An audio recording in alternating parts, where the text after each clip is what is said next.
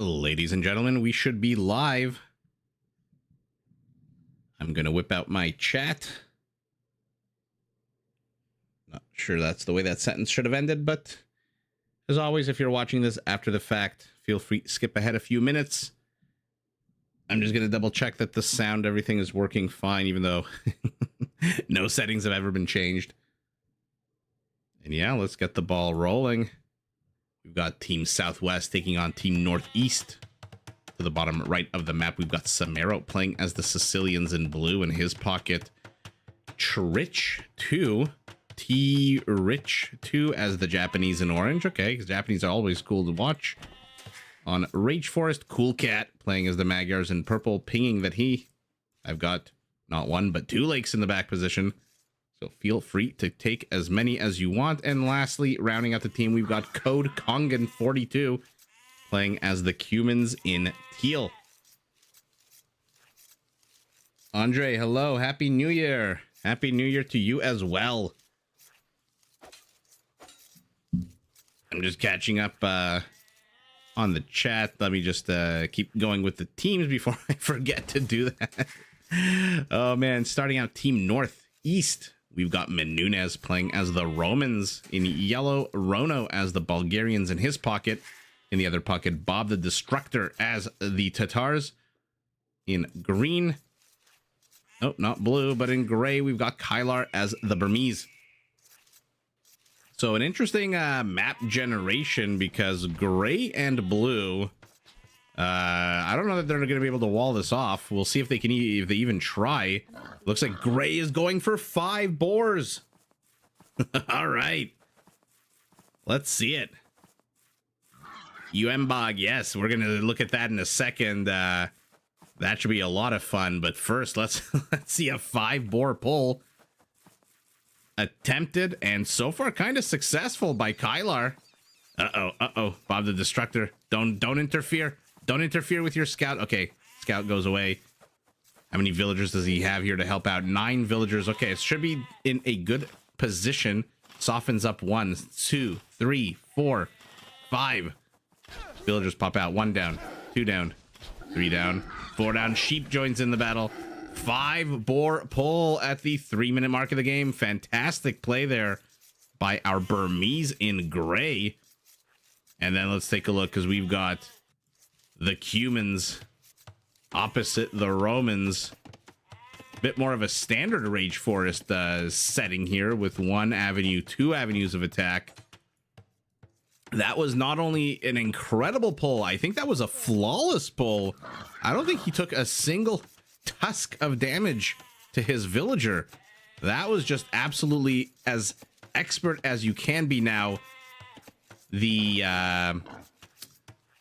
actuaries among us will probably say that this is a complete waste because look at this. 3 of the boars are just decaying.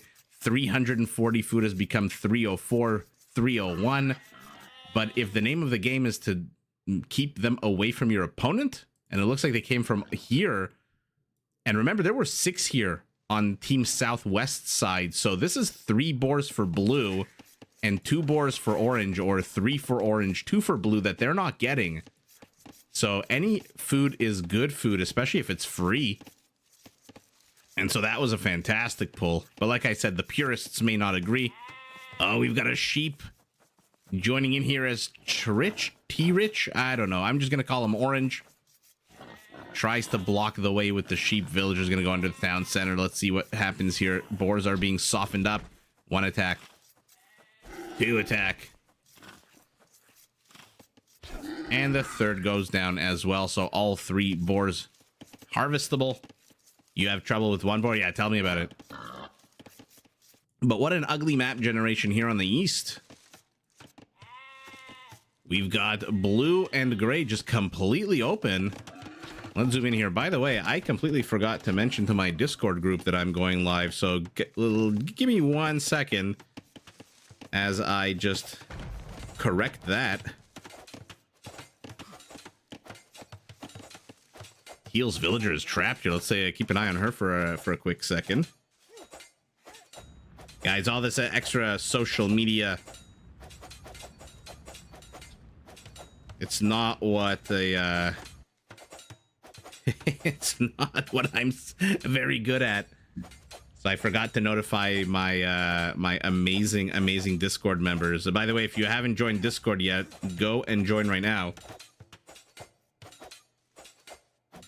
As this villager continues to try to bust her way out, as another villager tries to bust his way to her. Oh, look, I didn't even notice that there's 2 yellow villagers trapped in here, although this one's not actually none of them are trapped, right? Because these are Yellow's palisades. He can just delete these 2 and leave.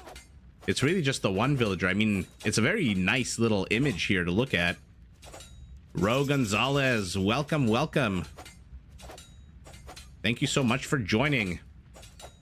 It's a pretty image to see, to imagine this yellow villager trapped, this one trapped, her trapped, but in reality, just she's trapped. I don't know what she's really rushing to get out of here for. She's got 4 HP. The second she comes out, this villager's just gonna kill her. Okay, never mind. This guy's he's a sicko. This guy's just a sicko. He wants to keep her in the pit. He wants to lower a magazine and some lotion and say it puts the lotion on the skin, or else it gets the hose again. Corey, nice to see you again. Sorry you had to join us right as I was doing my Buffalo Bill impersonation. Well, not really an impersonation, more of a Buffalo Bill. Oh my god, I was gonna be real sick and call it a fan tribute, but not too sure I should do a fan tribute to someone who skins people and wears their skin. Let's zoom out. We've got a Sergeant Rush. Some marrow. Some marrow with the emergency donjon. Does not want any Burmese intrusion whatsoever, so he's already got a sergeant out. Not the quickest moving unit, not the hardest, tankiest. Oh, it's you, Avinson. Okay. Yeah, nice to see you again. Wolf? The wolf doesn't attack the sergeant? Yeah, that's what I thought. Why did he wait so long to attack into that sergeant?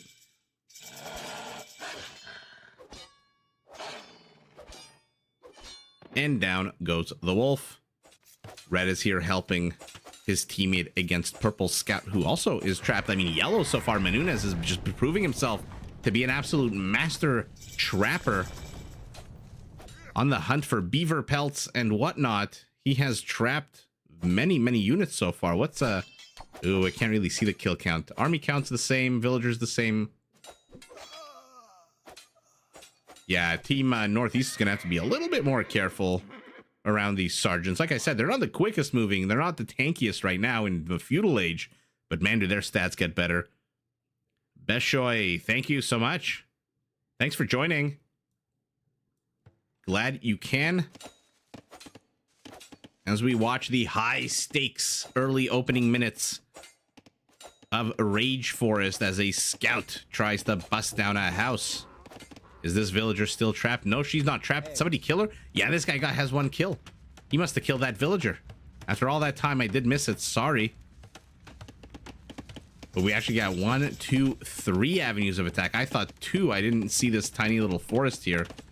But it looks like some players are heading up to Castle Age. Our teal human is still in Dark Age. He's got 26 villagers. Lowest in the game. The Cuban's probably the worst possible civ you want on the front lines when it comes to walling things in. Although, never mind, I shouldn't say the worst. The second worst after the Goths. Because at least the Cuban Palisade does come with 33% more HP, so it's at 333 to 250. The Goths would just be absolutely disgusting.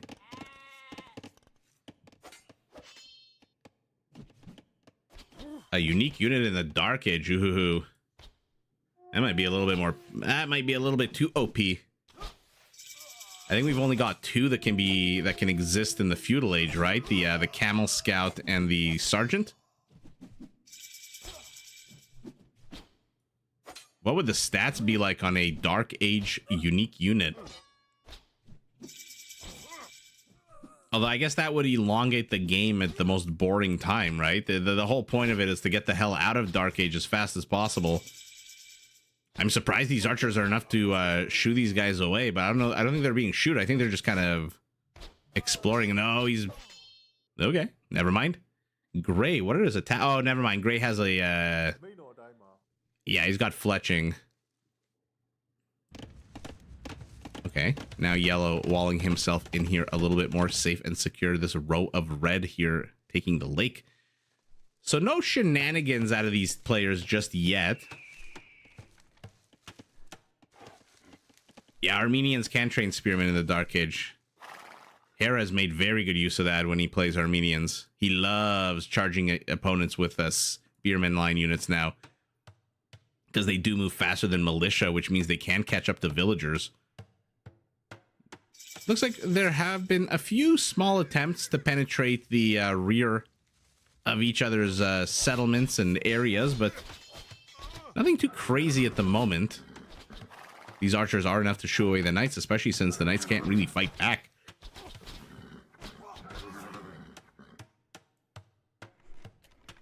And in comes our Japanese with a safety siege workshop. Is he doing anything? Got the highest score on his team, but not really doing much. A few knights, some fishing ships. He does have 4 out of the 5 total army supply of his team. And it is right here. Any upgrades on these knights? Or are they just the base 2? Just the base 2?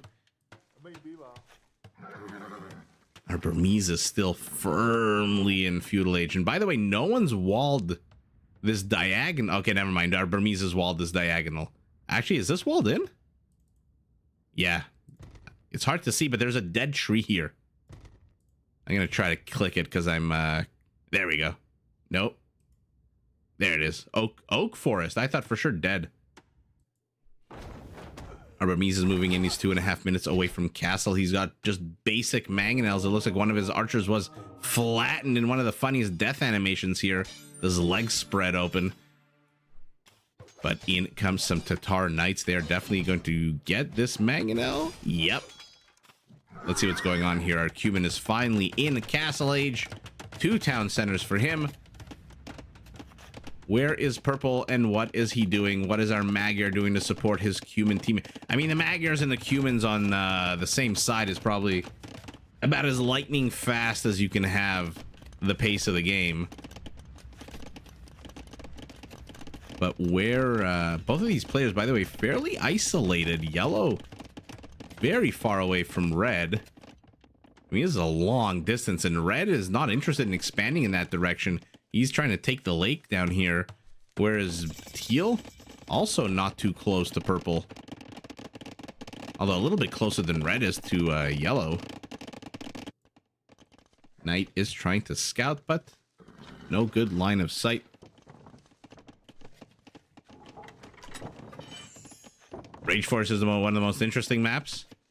I love the team games on Rage Forest, and oh my god, by the way, having failed to secure both of these corridors means the team northeast can basically walk in and do whatever the hell they want, and in 2 seconds he's going to be in castle, and you best believe we're going to see that crossbow upgrade hit any second now.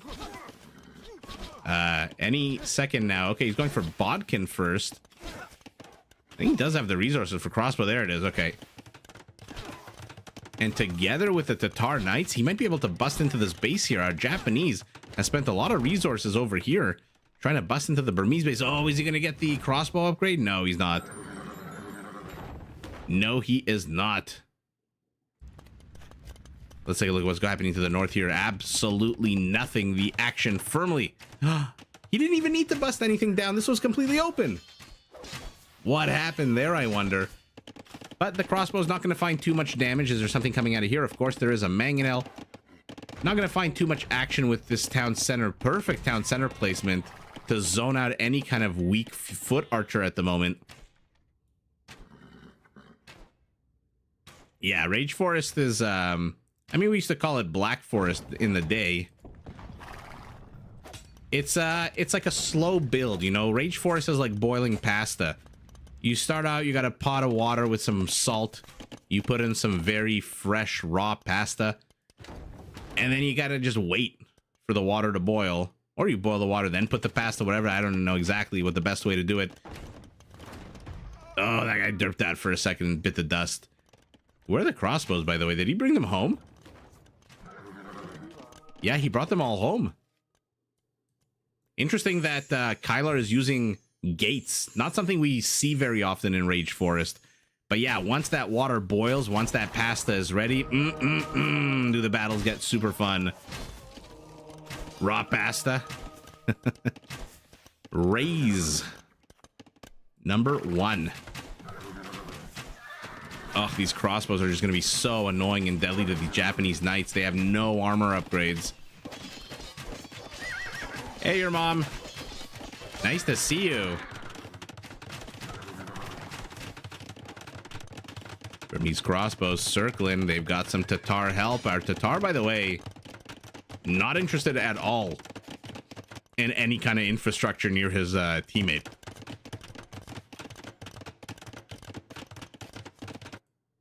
And where are they going? Are they coordinating? Is Bob, rather, are Bob and Menunez coordinating? The last remaining boar here.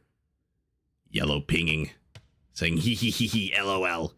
I've got a sneaky siege workshop here, and I'm going to absolutely wreck the Japanese fishing industry. Now, unfortunately for him, these fishing ships are a little bit tankier than normal with 120 HP compared to 60 because they are Japanese.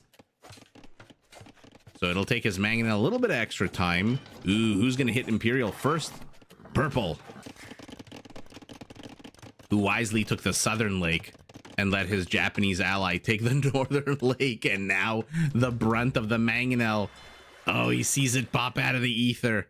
Or maybe he doesn't. Let's see. He's definitely going to see it once it starts attacking things. Villager going after the monk. Oh, of course. So I don't know what he was thinking. Purple is pinging over here saying, hey, guys, got a bit of a situation here. Yellow, what are his resources like? He's got no wood. I was wondering why he only got 1 mangonel out. And now another well-placed defensive town center for our Japanese is basically going to make sure that this gold is the only weak spot, although there is a mangonel here, so weak spot it may not be.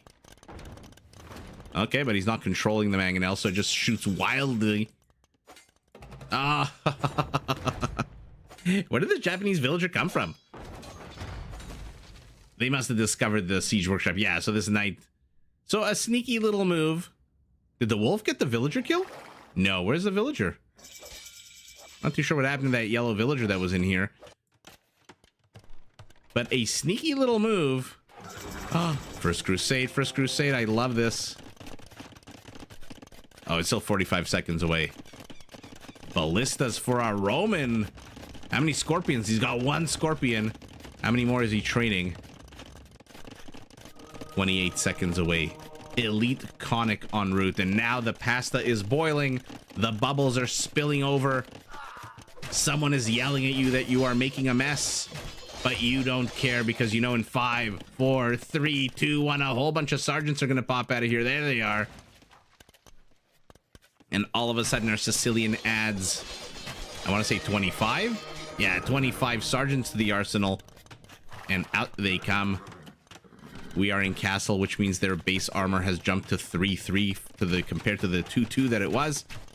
And let's see what's going on here. Our Cuman is kind of quiet. He's getting infantry upgrades, which for the Cumans is very peculiar. Oh my god, yellow is committing to this nonsense.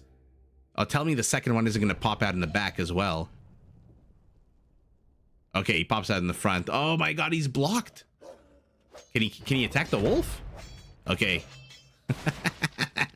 What absolute nonsense out of yellow here. Menunez is gonna get, okay, never mind, he's gonna get killed is what he's gonna get. Our sergeant count has been whittled down to 19. We are getting recurve bow for our Magyar. If these sergeants can close these crossbows, are not gonna stand a chance. And they do close the pathing. Not great. I don't think the knights should really be taking this fight either. Yeah, this is not going to be a good fight for these knights.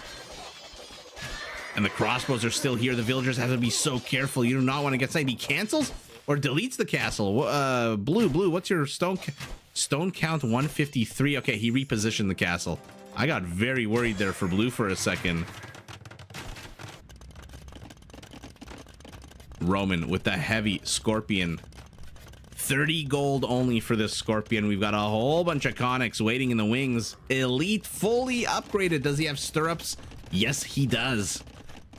Wow, our Bulgarian Rono, highest score on his team, is showing up with a massive army here. Our Cuman's got nothing to defend this. Our lightning fast mounted civilization has gone 5 halberdiers. He's gonna see that these villagers are gonna plop a castle down here. He must know the timer is on. Where, oh where is Purple's 38 cav archers? Fully upgraded. Oh man.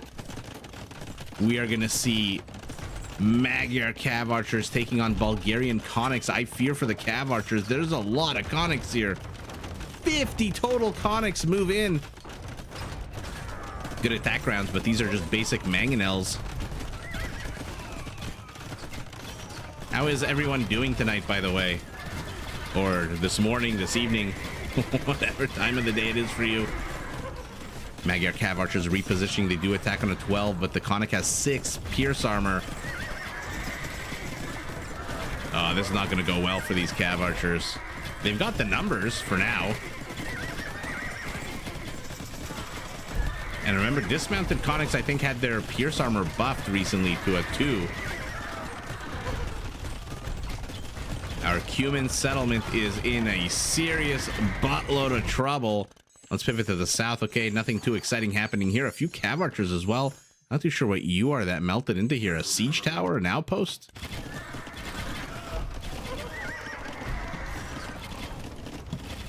I mean, our Magyar... Oh, okay, he's going to go Corvinian army as well. So where are these Magyar Hussars going to come out of? He's got 1 castle in the forward position. He's wedged himself in as well as he possibly can. Halberdier's trying to hold the line here. But the cav archers are going to get so many kills, already up to 47. Yeah, let's see some siege onagers, especially since we've got some pretty powerful civs here. I mean, the Cumans also get siege onager. The Sicilians have siege onager. So Team Southwest has a bit of defense here. Our Tatar moves in with Keshiks fully upgraded. 160 HP, but a Maginot line of Donjons is here to greet them with some Japanese infantry that attacks 33% faster. Some elite sergeant, no, just basic sergeant. There's the elite in 18 seconds onager upgrade as well. Parthian tactics, chemistry, blast furnace, all of that going up for our Burmese. What is his army consisting of? A bunch of crossbows from about an hour ago. Roman Scorpions with Ballista are getting shoot away by basic mangonels. I'm surprised. I think we did see Ballista, so they attack lightning fast. These guys attack faster than a pikeman. Faster than a skirmisher. That's ridiculous. Right? Faster than a pikeman attack on the 3-second. Yeah, okay. Uh-oh. Town center's down, which means these halberdiers are free to engage, but in comes the Magyar Hussar. Not too sure where he thought he was going. So we've got 2 battle fronts. An absolute colorful arena of death as blue and purple and orange try to stop red and green. I don't know how else to say that except to start mentioning the colors. One conic trying to stop the villagers from getting another donjon up, but he dies in a puddle of his horse's blood. The Keshiks are here. Every poke and prod adding a bit of gold to those coffers, but they're taking on sergeants and halberdiers. By the way, how are the upgrades on the sergeants now? Okay, so they're fully upgraded. Attack not the greatest, but armor really is what matters with these guys. Tell me our Tatar has Timurid siegecraft. Yes, he does, but he doesn't have siege engineers. So they are stuck at a measly 18 range. Oh my goodness. Remember, Magyar Hussars have a massive attack bonus against a siege +8 once they're elite. Better than a frickin' Mangudai. And by the way, what's the attack speed on this guy? Because it's pretty damn fast. 1.8. So our Roman, who went heavy into the Scorpions, doesn't stand a chance. He's training 9 Scorpions. Well, at least 3 in the forward position.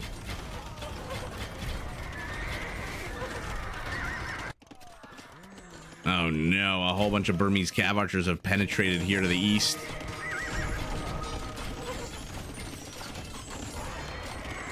Yeah, the Japanese, his contribution so far is just a lot of halberdiers, which, don't get me wrong, is against conics, against keshiks, are going to be pretty damn good, especially with that faster attack speed. But I'd love to see some towers out of orange. Okay, never mind, they're here. And they're Yasuma. He's got multiple arrows firing. So Team Southwest has held the line here to the south, to the north, though. Ooh, these cav archers have to be careful. The Roman Scorpions are going to gun them down.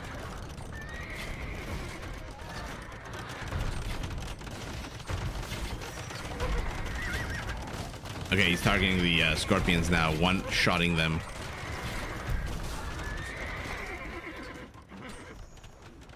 Who will die first? The Magyar Hussar dies first, but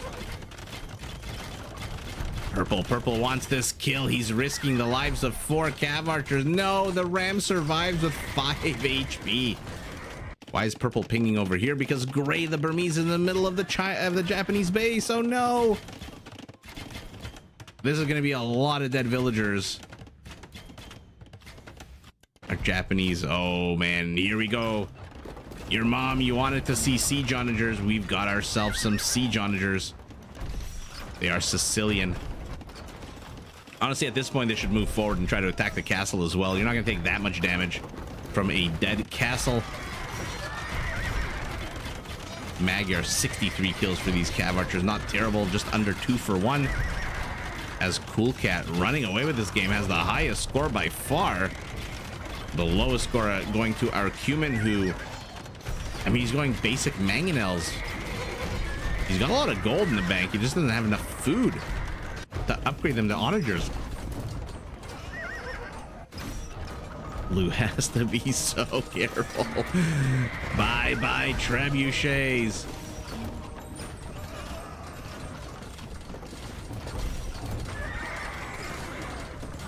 Oh yeah, there's something particularly special about getting a whole bunch of siege onagers and then gunning down a castle. Purple is still pinging over here where he's coming. He says, hey, get rid of some of these freaking houses. I need a path to get in here. And you are absolutely right. His cav archers are putting in the work. Probably the MVPs for him so far. 41 kills for 29 of them. I'm sure that's going to go up significantly because they are very good at sniping halberdiers, especially with the +6 attack bonus against spearmen. But the Bulgarian here, guys, do not sleep on the Bulgarian Hussar. It is the fastest attacking Hussar in the game. Look at that seconds between attack, 1.4 seconds. That is Mangudai level attack. That might be the fastest attacking cavalry unit in the game, thanks to the stirrups upgrade. Our Burmese is being pushed back. Mangonels. Ooh, let's see. They're being very cautious. These halberdiers are coming in very clumped. They're very clumped. Okay, never mind. He separates them at the last minute. Monk does go down. We've got elite skirmishers as well with their recently buffed attack bonus against spearmen, but a terrible onager shot there for Gray. He's got to be so careful. Random conic charges, says, I have a death wish. A forest of halberdiers surround him. He dies, dismounts. Oh, the Jon Snow. Conic does not actually win the battle this time. Ooh, our Cumin is done. He's been pushed off of his base. The Roman is here. Blue and orange need to do some serious damage to the Burmese player right now. Otherwise, they're just going to die to this push here to the north. 73 kills now is 3-1. That is a fantastic ratio, and down will go the Roman Scorpions to this +8 attack bonus. Unless the Bulgarian has something to say about that. So much bloodshed everywhere. The conics close on these siege onagers. They take a wild random shot into nothingness. Oh, but look at this. Look at this. Cool Cat has cut himself a path. A very straight path, by the way. Not something we see every day. Such a perfectly straight path. And now he just kind of camped out here like a sniper in Counter-Strike, trying to get himself some trade carts. But the Bulgarian Hussars are here. 6 Pierce Armor is going to make them a bit difficult to take down. 25 Step Lancers.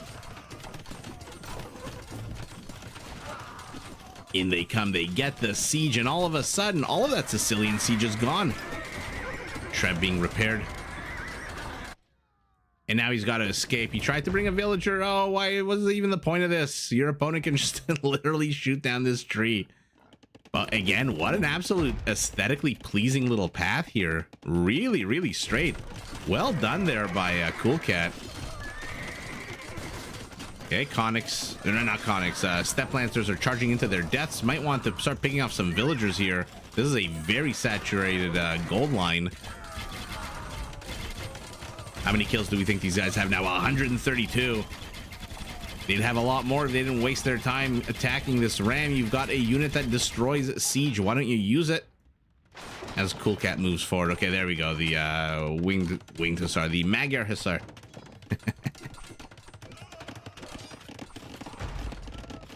Teal pinging over here saying, hey, we've got a Hussar incursion. What are you building? A palisade gate?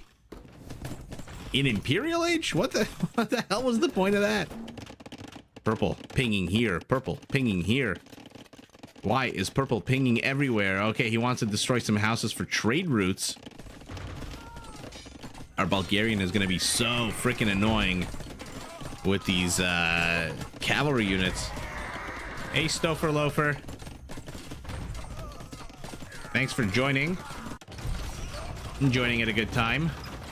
There's a bunch of Sicilian siege probably trying to get these Step Lancers. Probably better not to, in case you attack your own trebuchet. Might want to move forward and take out these long range. Do they finally have siege engineers? No, they do not.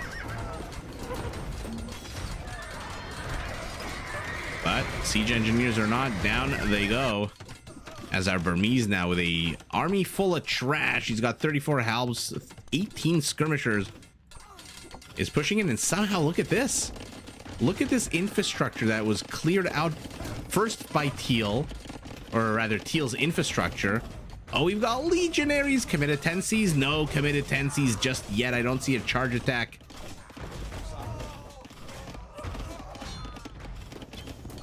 But our Roman is back with his 2 special weapons. Man, our Burmese from minute 1 of the game has just been so freaking annoying, poking into the Japanese flank here. And now he's coming in with towers as well. Where is our Japanese? What does he have? Oh, why is our Japanese doubling down on halberdiers? You've got a perfect archer line. You've got an amazing, unique unit, samurai. Why are you wasting all of your resources on halberdiers? Look at how much gold T-Rich has. He really is T-Rich. 3,400 gold. He's got more gold than all 7 other players in the game combined. Burmese infrastructure is being cleared away at the same time, though. Our Roman is engaging into Cuman halberdiers.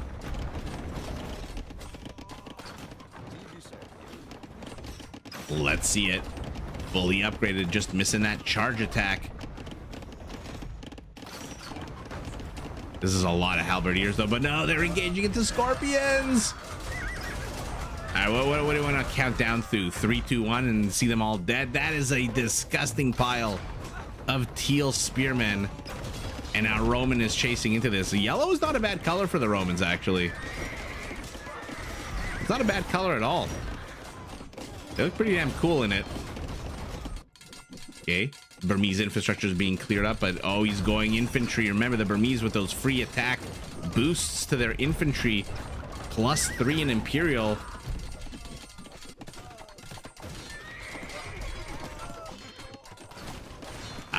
I did not say last time when I was going to have a community game. It'll be at some point in the near future. It is on my always long list of things to do for this channel, but I will be organizing it. Just keep an eye out on Discord. But no, there's no specific time. I'm way too busy taking care of the baby to have a specific time. That's why there was no warning for this live stream. I do apologize if I caught you by surprise. Man, 19 attack on a two-handed swordsman is just absolutely insane. Step Lancers fully upgraded with that silk armor are moving in. They're going after the siege. Attack round fantastic out of our Sicilian. Okay, second attack going after the farm. Oh, but we got a bunch of light cav. They maneuvered, but they're still maneuvering. Wow. 2 onagers down. That is actually a fantastic get there. 4-hour Tatar. Our Burmese is just gonna start spamming these two-handed swordsmen now. Where am I looking? Only 16 actually, never mind. I thought for sure he's gonna spam them. Our Roman back in earnest. Where is our Bulgarian, by the way? He had such a strong opening, and now all of a sudden I don't see any Bulgarian units on the map. Where are these 9 cavaliers? Oh, they're defending the trade route, I guess. Japanese tower take on Burmese extra punch. Where's our Bulgarian? All I see here is Roman. Oh, he's trying to cut a path to this university. He wants that juicy knowledge. Oh, look at the Magyar Hussars doing a loop-de-loop all the way around the infrastructure just so they can close in on the onager. Get it? Fantastic. And then they run away. They run away. They try to get another siege unit. They will. They're that oh, of course I called it the exact opposite way. Here's a Bulgarian unit. There you are, Mr. Cavalier, attacking at your 1.3. Oh, never mind. This is the fastest attacking cavalry.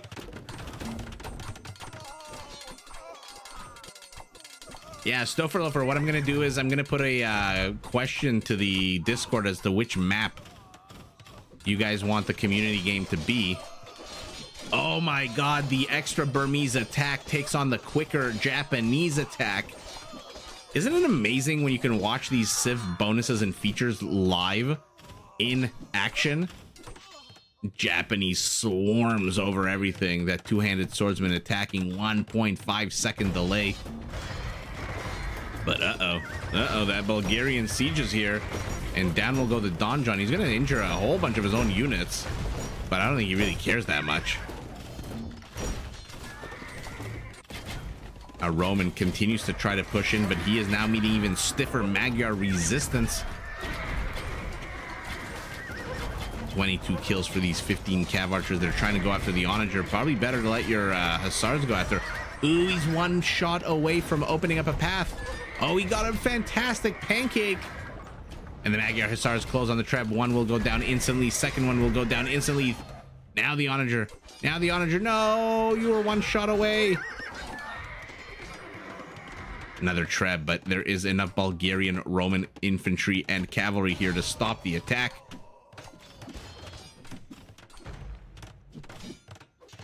Nomad full Diplo on a cool map. All right. Faster attack. Hey, Edelweiss. Faster attack over more attack. Yeah. Attack speed is a very, very overlooked metric. But now the fight's not even fair because well,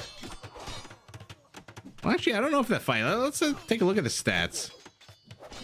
For 20 attack, 17 attack, armor is the same.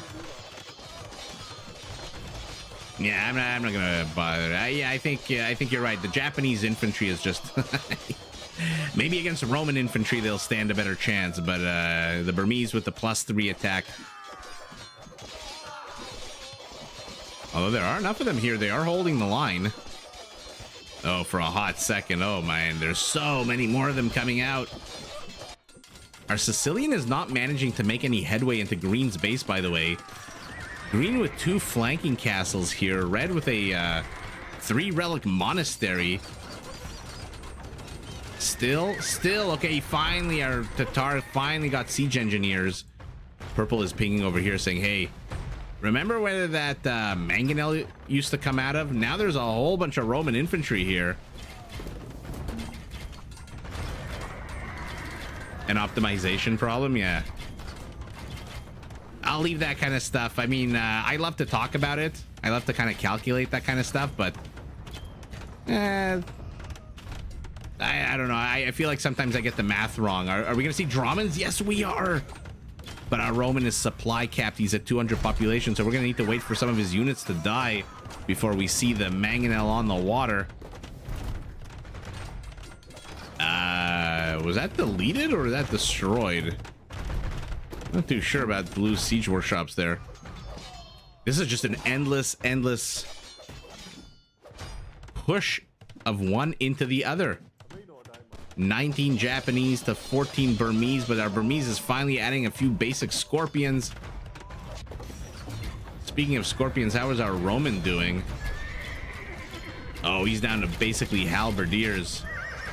What's the trade payload, by the way? 109 for this team. 92 for this team. 90, okay. So, Team Northeast with the better trade. Yeah, now Roman is just swarming over everything.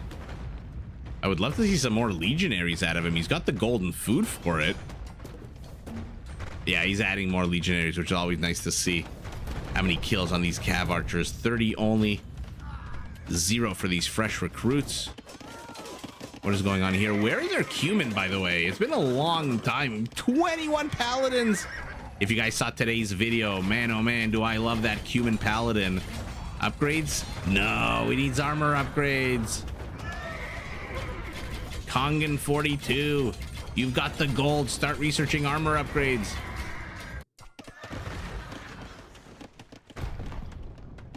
Standoff continues between our Tatar and our Sicilian. Our Burmese, by the way, has been pushed all over the map.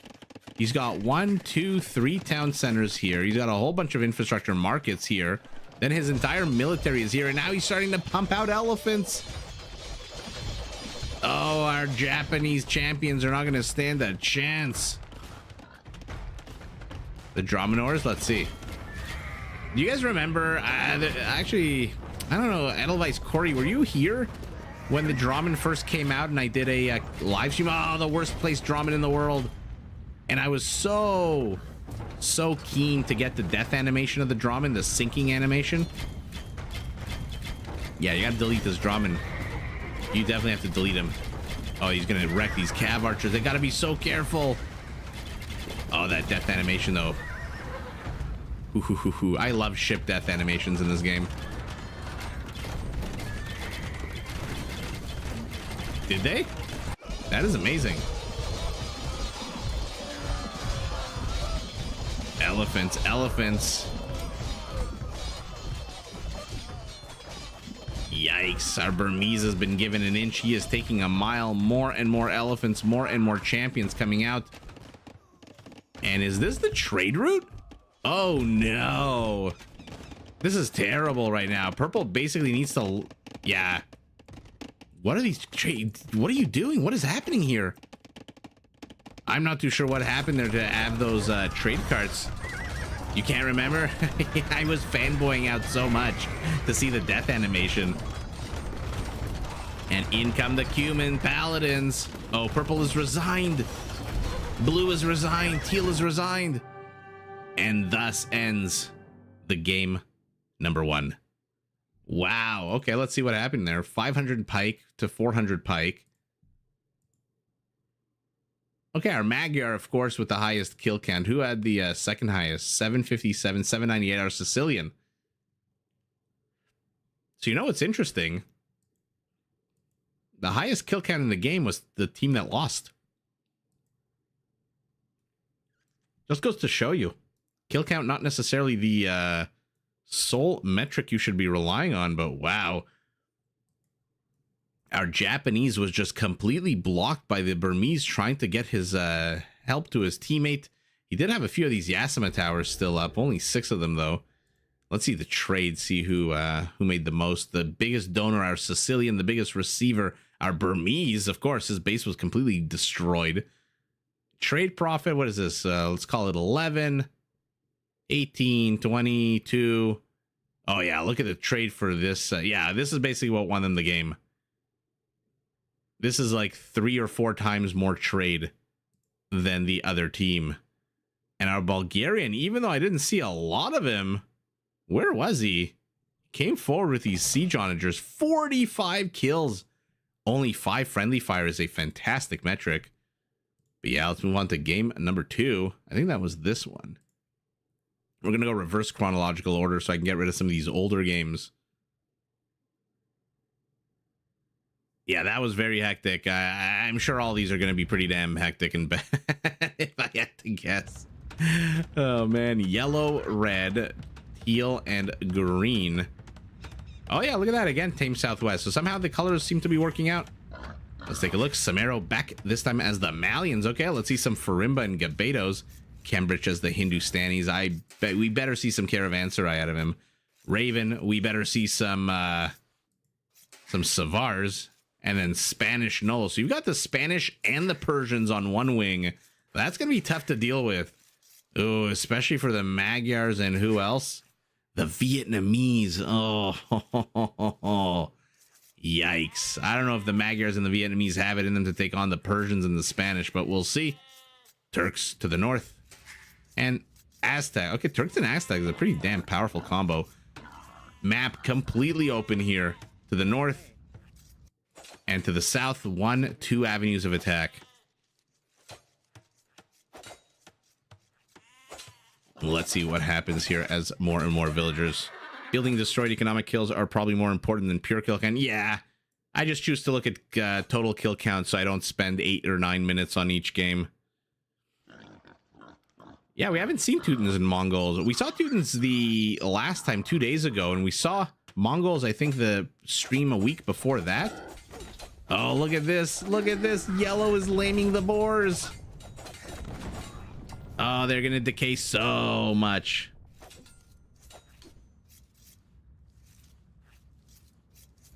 And now he's trying to do some emergency getting of some food. Oh, that is very bad for Aztec. You want that Civ up to Castle Age ASAP. Blue is running away, but he's running into a corner. And down he goes, arms stretched out. Teal pinging over here. Why? Because red has made an incursion into the base. Look, I'm not knocking the Vietnamese and the Magyars. Like we saw last game, the Magyar had the highest kill count. But against the Spanish and the Persians, I mean, remember, Persian Nightline units come with a +2 attack bonus against archer units. And then on top of that, if you get the Savar, I think it adds another 2 or 3. And so I'm not too sure the Vietnamese can handle that. Plus the Spanish. I mean, come on. You're going to see Paladins. You're going to see Conquistadors. You're going to see some of the heaviest hitting units. As Kylar this time pulls in 3 boars. Okay, so he's making up for the fact that his boars were lamed here by Samaro. Villager's a little bit injured. Takes another Tusk attack.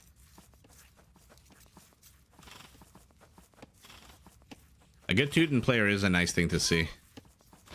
Just because the Teutons are also one of these civilizations that's quite versatile and they're really in your face. I call them a brawler civilization. Okay, does get it. They're designed to be in your face with all of that extra melee armor. Snow Leopard tries to get the villager, does not. And now Slam and Nolo. Let's see how Slam does. You know what? I'm going to put an asterisk next to what I said about the it's going to be hard for our Magyar and Vietnamese. If I had to choose whether to bet for or against Slam, I would bet for Slam. Slam is just an amazing player. So let's see what he decides to do. He's seen that he's going up against the Spanish. He knows he's got the Vietnamese in his pocket. As another set of wall-offs, these villagers saying, okay, you know what? Kylar, Samaro, forget it, let's not fight. But no, Kylar wants to fight. And he traps the villager in a ring match. Oh no. The World Wrestling Federation, but she just deletes her own palisade and goes back. But in comes Cool Cat. Oh, I thought for a second we'd have a moment of peace and tranquility. But nah-uh. Kylar must have seen the HP, and now adding insult to injury, the Snow Leopard is coming. What a fantastic lightning quick response out of Samaro, though. So this villager is safe. Okay. She's just on house building duty. To the southeast. Players continue to battle it out. Oh yeah, the Teutons are the only ones that have melee armor on their siege units. Positive melee armor, I should say. Okay, you might want to turn around and fight this snow leopard. Where is Red going with this villager? Are there boars here that I'm not seeing? Where is this villager going? And now she's turning around and going back? Okay. It is what it is. It's gray now. Looks like he wants to penetrate Team Southwest.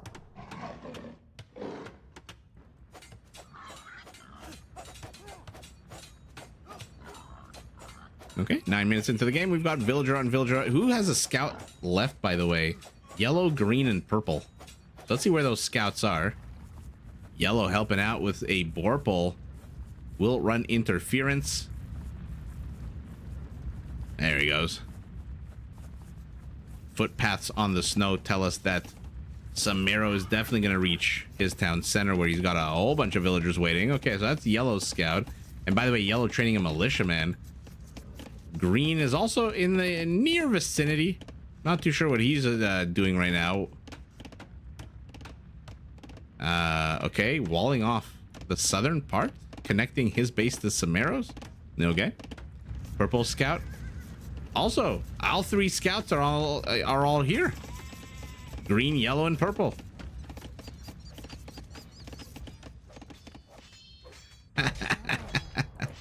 Left to her own devices, she's got a barracks out. I hear something attacking something.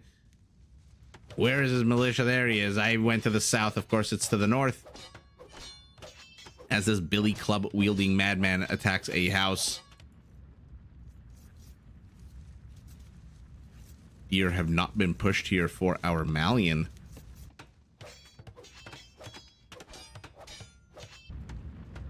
Ooh, and one of the last few scouts does bite the dust. This purple scout very far from home. If purple were to take on green, I mean, green has 4 HP and purple has 6.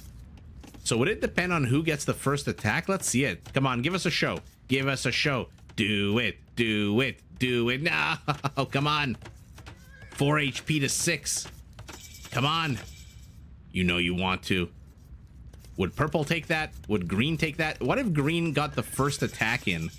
Would he take that? What if green was on the high ground? Oh, questions. More villager shenanigans happening here to the southeast of the map. What is happening here? Okay, Gray has snuck in a villager who has built a dock. 2 docks. Okay, so he's committing heavy into this.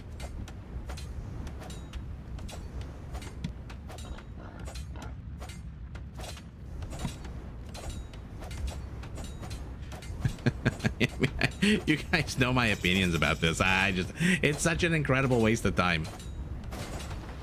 It's such an incredible waste of time. At the end of the day, it's like, what's that Gandhi quote? That an eye for an eye leaves the whole world blind. It's literally that. Everyone just loses a whole bunch of wood, a whole bunch of gold, and then you never actually accomplish anything with it. Speaking of accomplishing, our Spaniard, he's pulling boars, and for a hot second, our Persian is helping out with some interference. So we saw 5 boars last game. This time we're going for a safer 4 count. 1 comes under attack, 2. Second one under attack again. Oh, he's got to be careful. He's got to be careful not to kill this third. I'm trying to click this freaking boar. Why is it not clicking? Why did it not let me click that 1 boar? Oh my goodness. I don't know why it's not letting me click these boars. Sorry, guys. I wanted to see if the town center got that kill.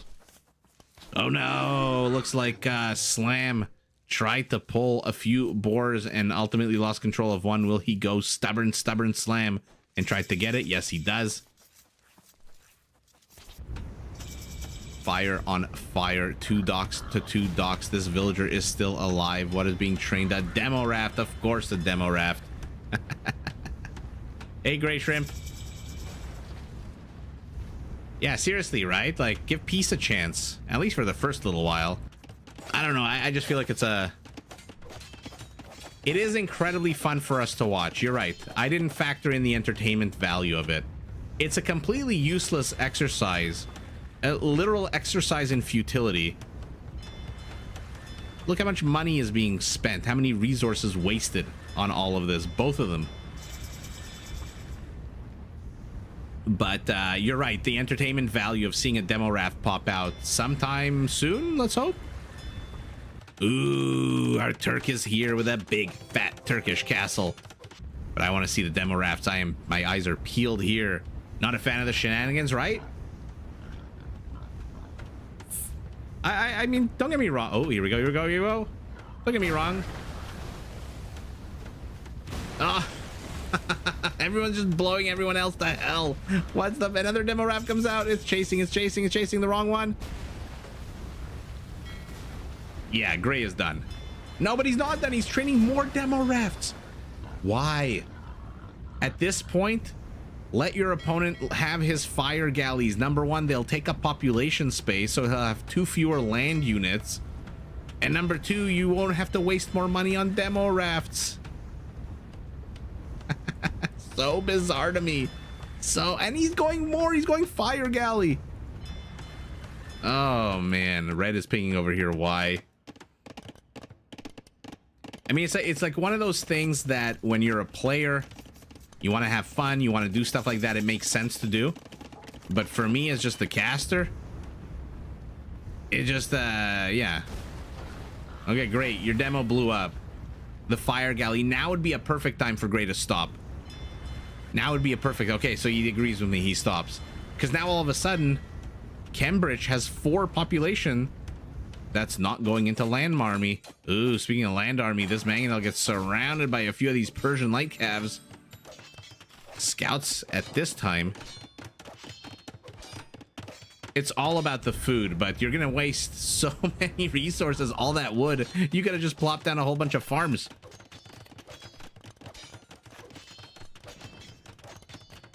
I agree, Edelweiss. That's kind of the weird thing about Rage Forest, is there's so many of these small micro battles that I just think are a complete waste of time. But that being said, who knows?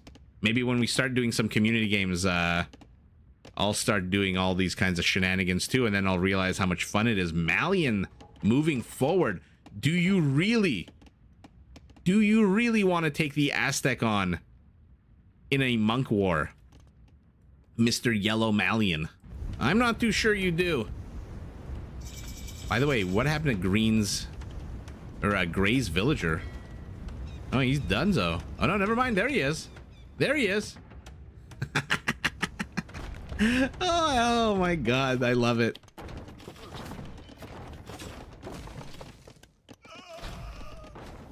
Gray Shrimp, I am eventually gonna have a schedule. Because now the baby is on a sleep schedule, so I find that I can, but I need to stabilize some of my work first, because I have some work to do, and then there's a bunch of stuff for the channel that I want to get out of the way. Shorts and daily videos. And then once I have a few days in advance, and I'm not flying by the seat of my pants, there we go. Done is the Gray Villager. He joins the Malian Empire. But yeah, I want to catch up a little bit, because right now with the baby, it's been pretty damn hectic. It's been, you know, trying to get out a daily video has been a nightmare. But now that he's on a sleep schedule, he goes to bed at like 5:30. It does free up a lot more time. So I want to get to a point where I have 3 or 4 videos ahead of time, daily, scheduled to be released, a bunch of shorts to be released. And then I'll start live streaming a lot more regularly. Before the villager came along, by the way, as Edelweiss and Corey will let you know, I was streaming daily, I think, in like February or March. And it was a lot of fun. I had a lot of fun doing it. Now, I don't know if I'll be doing daily, but there, yes. Sorry, that was a very long-winded, boring answer. The answer is yes. I do plan on having a schedule. I didn't mean to bore you with the details of the channel. Where are you? Where are you, Mr. Monk, trying to convert? Where's the monk coming from? So Armalian has built himself a little nook made up of these very flimsy houses. Something's being converted. But look at this. Our Turk is going straight for the Hindustani. Get the baby to co-cast? Well, then you'll just be hearing a bunch of screaming and mumming. He's begun going, which is simultaneously both the cutest and most annoying sound I've ever heard in my life. Depends on how much sleep I've gotten. If I've gotten a good amount of sleep, everything he does is just adorable, even when he cries and screams.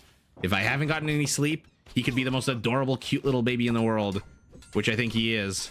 But man, oh man, do I get annoyed. And seriously, Malian is going into a monk war with the Aztecs. That takes a lot of cojones. Although, let's see what our Aztec is actually building. So far, it's just eagles. And do the scouts come with a monk bonus? Yeah, they do. 8.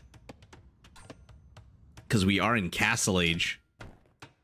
Yellow pinging over here saying, we've got a bit of an incursion. Or maybe the Malian monks are just to deal with the Turk incursion. Because they are, I mean, look at this assembly of units here. Look at this parade. We've got a militiaman, an Eagle Scout, and a Janissary all walk into a bar and all become Malian. That is hilarious. You think baby has and then they start I can't wait for him to start talking. He's getting his teeth now, so he's very cranky because it hurts, right, when they start breaching the skin, the teeth, the gums. 1 2 3 4 5.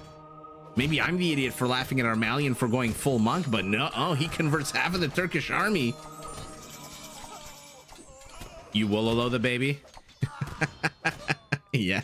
You know what, to be honest, during the day when he's awake and I run out of books to read with him, you know, all the Curious George goes to the zoo, Curious George plays hide and seek, all the games that I buy him, all the bricks that he plays with, the wooden toys, when all of that is done and I've got like 20 minutes to sit with him and before his nap, his next scheduled nap, you know, we're on Twitch watching the Viper or watching Memb or watching Nilly today with the free-for-all games, and he loves Age of Empires.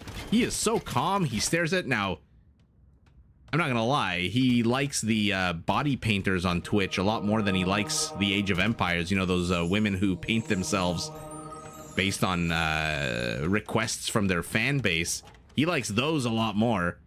But man, oh man, does he like Age of Empires. He loves, every time I boot a game up, his little round apple head just pops up and looks, and it's the most adorable thing in the world. Oh. Who will win here? The eagle with the attack bonus, the monk. The monks do ultimately win. Okay, I gotta hand it to our Malian. With 27 monks, he is able to assemble quite an army. Yeah, you're not surviving long, Mr. Janissary. And look at the army counts, 53 to 23. Some of that is in these converted units. 10 yellow army supply, 10 eagles, 5 eagles, 5 Janissaries. This is hilarious. Our Aztec is doubling down on eagles as opposed to adding monks of his own. Does he have a single monastery? Yeah, he's got a monastery. Yellow is pinging over here. Why? Because there's this orange villager? Okay, so he needs help taking down these orange villagers. So Teal comes along, gets the first, who will get the second, and incursion denied. Yeah, Phalangin, exactly. Oh, you know, it's that the classic combination of these two units that have literally nothing to do with one another. But look at this. Let's see this. They are full faith at the moment. But the Eagle Scouts have become Eagle Warriors. There is now Turkish Bombards to join them. Brian, hello. Oh, the child has a lot of potential. Oh, no, he loves some of these Twitch streamers. Although if I probably shouldn't be saying that I let my 9-month-old have a lot of screen time. Because I think that's probably, everyone says that's the worst thing that they can possibly do is stare at a screen. Although it's never for long. It's like 5-10 minutes before his nap. He likes the pretty colors, I think, of Age of Empires. And here we go, here we go. Here we go, the sniper lines go down. The Malian is taking on... He hasn't converted a single Janissary yet. Or maybe he did, but 2 of them do die. A third. Okay, so he's they're dying when they get converted. 4 conversions, but he lost a whole bunch of monks for that. Yellow is not yet an Imperial, cannot research block printing. Actually, do the Malians get block printing? I think they do. Web Surfer. Toy. Yeah. This is an absolute epic series of events here out of our Malian. I did not give him credit with all of these monks that he was training. But now our Hindustani, tell me these guys have Shatagni. They do not. Even though he's an Imperial, there's Shatagni being added. So they're going to have 9 range. They're going to outrange these Janissaries, actually. And oh, where are you going, Bombard? Where are you going, buddy? 1 dies. Okay, gets 1 monk.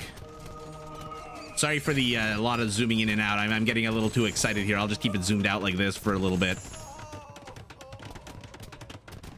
And the name of the monk upgrade where your units die instead of being converted has just flown completely out of my mind. Oh, somebody in the chat let me know. I feel like such an idiot. What the hell is the name of that upgrade?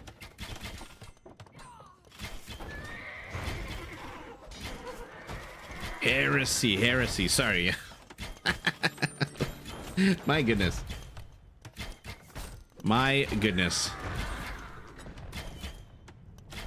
Here we go. We've got some Persian. Okay, if you're gonna invest in Cavaliers, don't tease us and give us Savars. Yes, Edelweiss. Heresy. Sorry. My brain just completely froze there. But our Aztec, his army count is so small. You're the Aztecs. You produce units cheaper, or rather quicker, not cheaper. Mistook him with the Incas for a second. 18 monks just strewn about the base here. But our Persian upgrades on these guys. No attack upgrades whatsoever. He's clearing up the Trebs. Why were these Trebs unpacked? Were they taking out? Oh yeah, they were taking out Red's infrastructure. Red, by the way, our Spaniard is pushing in. Oh my god. I said I wanted to see Paladin. I said I wanted to see Conquistador. So our Spaniard is, of course, doubling down on Cav Archers. Cav Archers versus Mangonel. Mangonel gets a first amazing shot. 4 archers die. They try to enter the minimum range. The Mangonel is being repaired. Drama on the high seas here. Even the Persian is moving in with a 3 HP. A villager could take this guy out. Didn't need to, the town center did.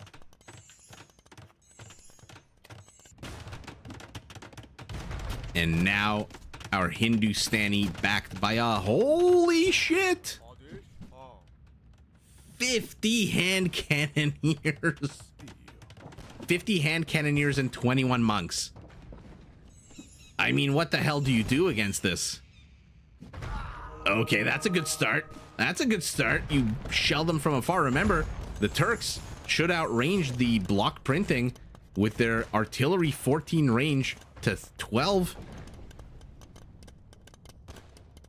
Are you Savar yet?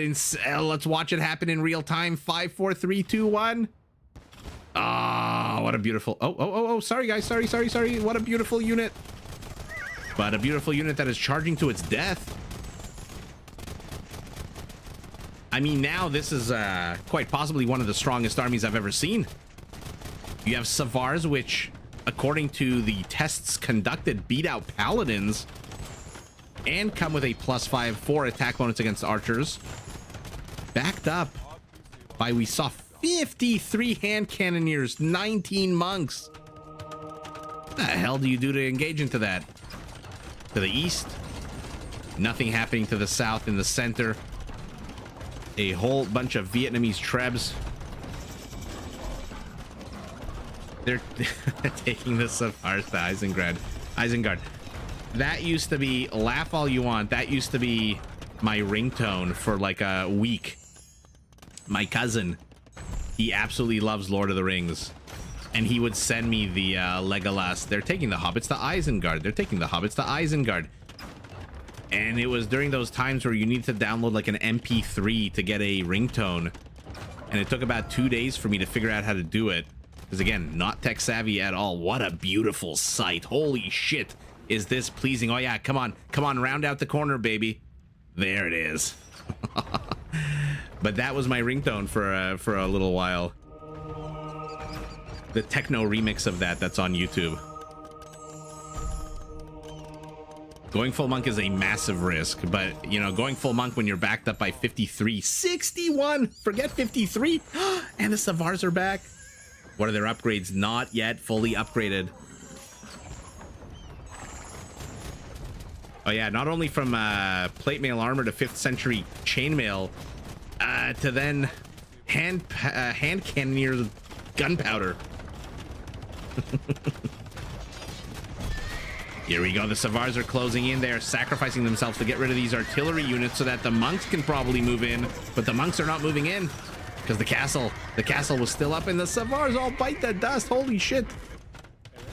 I mean, I guess they are fighting elite Janissaries that attack on a 22. Even with their 8 pierce armor, a 22 attack is still pretty badass. Over here, we've got Malian two-handed swordsmen about to become champions in 40 seconds with that extra pierce armor. Should make them pretty damn good against Slam's Magyars. And okay, they deleted. They want an engagement. What a sour turn of events here for Orange. They thought they were safe behind Red's walls, but this is why you can never rely on your opponent's wall in. And the Malian is just going to absolutely swarm over this, or maybe not, maybe not. 8 freaking pierce armor. 8 pierce armor. Transition is backwards. Let's see them try to take this on. Why is Red pinging over here? Oh yeah, he wants space for trade. Okay, we're getting trade.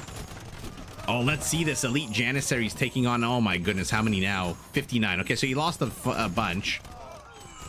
Only 30 kills shows you how little these two teams have engaged into one another as the Savars close on a very high value target of some Aztec skirmishers. Do they have Otlot? Are there any left? They do have Otlot with 9 freaking range. So the Savars, Edelweiss, Savars are like the Benjamin Button unit. Oh, and look at this. When did this happen? Aztec barracks. Does he have Garland Wars? He does. No, wait a second. He does not.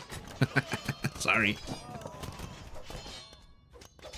Ooh, Slam is going full on heavy cav archers. I don't know if that's the right move against these Malian champions. I love, by the way, how the teams are pivoting. Our Malian down here with these insane champions with 8 pierce armor to take on the Magyars, while the Savars head north to reinforce this gunpowder monk army. I love the loop-de-loop that these two teams are doing. Or rather, Team Southwest, not two teams. Oh no. Oh, bye-bye, Vietnamese elephant. Do you have Chatras? Yes, you do. 420 HP. But the Magyar is too far behind. Stop streaming in your elephants. You are not going to survive. Okay, he's streaming in a few more. Menunez has no gold anymore. Teal is pinging over here saying, hey, we need help getting rid of some of this infrastructure. Sepahi for our Turk. He's making a transition. He doesn't have a single freaking cav archer.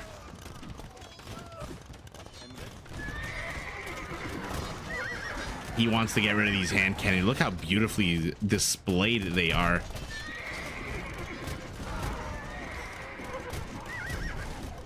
Now remember, because the Vietnamese are on Team Northeast, they can all train Imperial skirmishers.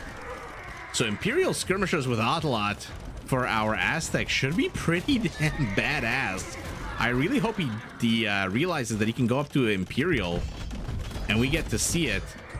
For now, we're seeing Vietnamese battle elephants taking on Persian hand cannoneers. Not too sure the Persian want to engage into this.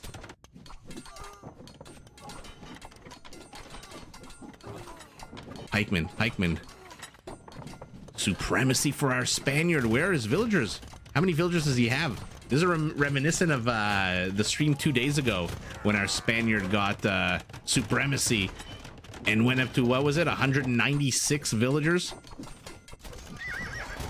Even though ultimately it it didn't accomplish much, but it was amazing to watch. So our Aztec is going full on pikemen, which is not, I don't know about that. I mean, they do have a massive attack, but I don't think he has Garland Wars yet. And there it is for our Turk. He is definitely transitioning into Cav archers. Yellow pinging here, not too sure why. Maybe he wants to delete that. So usually in Rage Forest, you see a lot of siege onagers. As we've seen this game, we're seeing a lot of gunpowder. We're seeing a lot of hand cannoneers. We're seeing Spanish hand cannoneers, Persian hand cannoneers, Hindustani hand cannoneers, Turkish janissaries. I mean, that's 50% of the armies are hand cannoneers. That was absolutely crazy. Yeah, that's right. He was taking down towers and stuff. Oh, Edelweiss, is there? There should. If there isn't, there should be. But uh-oh. And here we go, Imperial Skirmisher for our Aztec. Let's see the attack stats. Not something we see every day. 9 attack, 9 range. Archer bonus 5, Spearman 4, Cavalry 3, 35 HP. I mean, Cambridge is not really being very active with these guys, is he?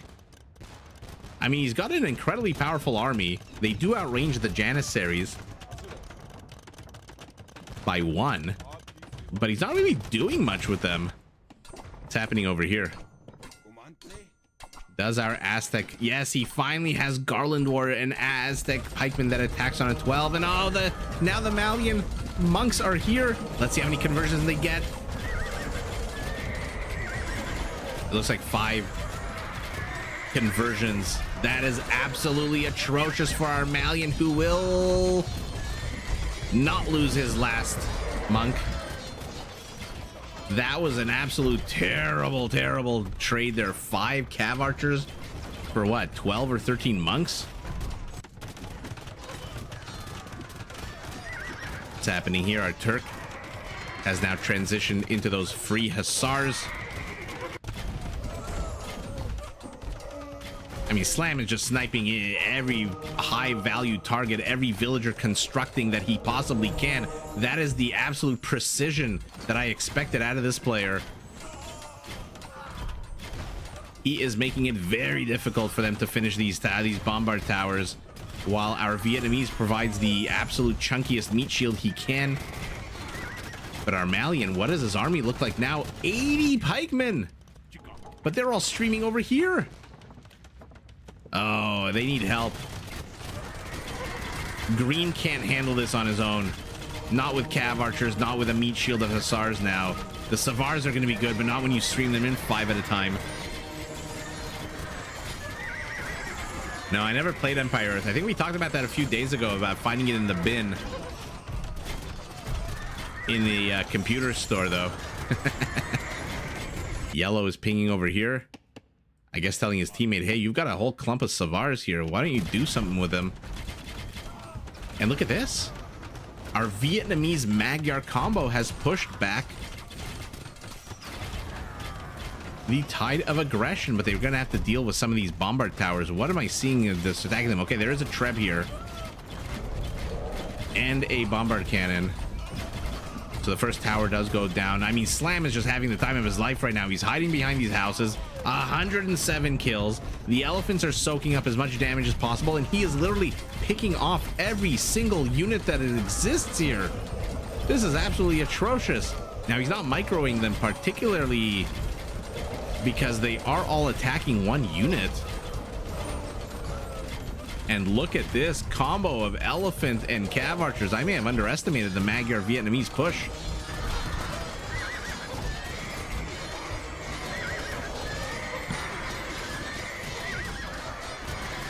Savars trying to take down these Janissaries. Little does he know his opponent has already switched into heavy camel riders. Our Turk is basically just building whatever the hell he wants. Why? Because he probably has the craziest of trade up and running. What is the payload on these trade cards for our Turk? 96, not the highest. 86, even lower than that. And now you have to contend with the Turk, who basically has one of everything. He's got camels, Janissaries, hussars, Cav archers, and a single monk. And green has gone full trash here with these elite skirmishers. I love the positioning, though. The hand cannoneers to the back, the extra range definitely helping out here. What an absolute bloodbath.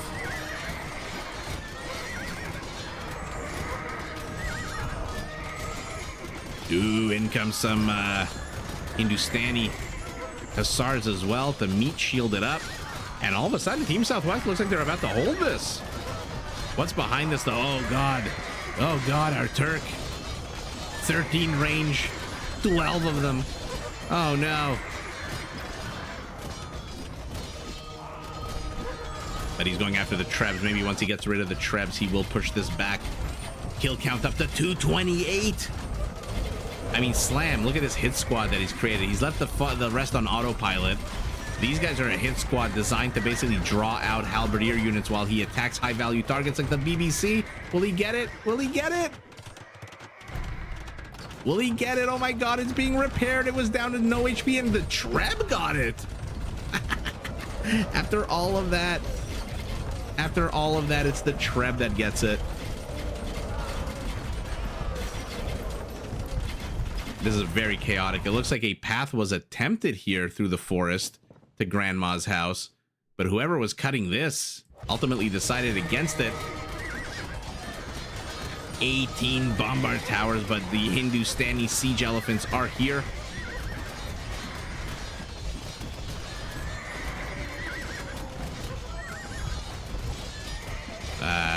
Might want to throw in all of your units at this. Oh, the camels are going to not last very long against these hand cannoneers. So stalemate kind of developing here to the left side of the map. I say a stalemate while our Turk continues to push in with these annoying bombard towers, and they're going to get the trade. Yeah, your 11 range does not match the Turk's 13 with artillery. And now 260 kills on these guys. Random villager with his axe held high, ready to chop some necks. I mean, this is just a basic capped ram here for our Magyar. Heavy camels for our Hindustani as well. Oh, their camels are absolutely going to shred the Turkish camels to pieces.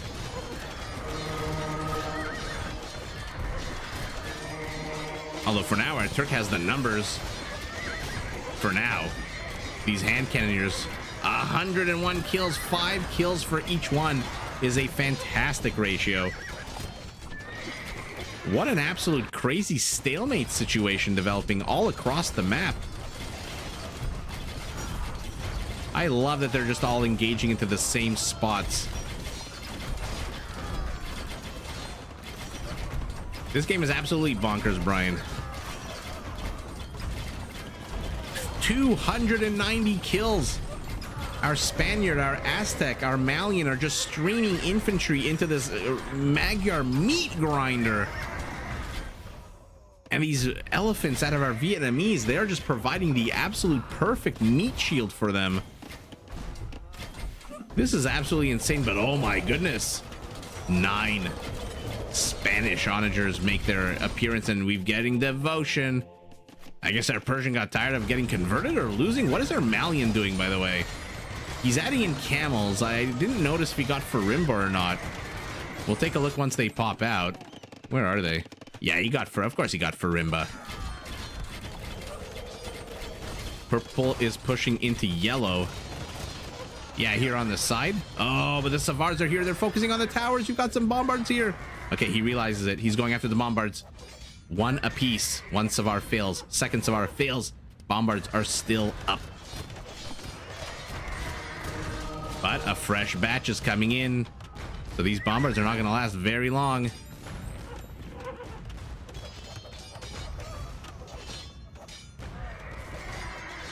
Okay, they die, but it's going to take a lot of Savars to do the damage that's needed.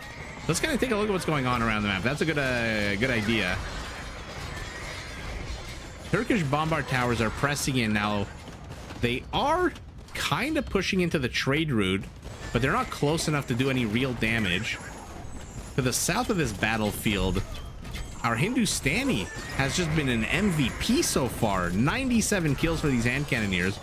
Our Aztec is finally back with some of these augmented pikemen.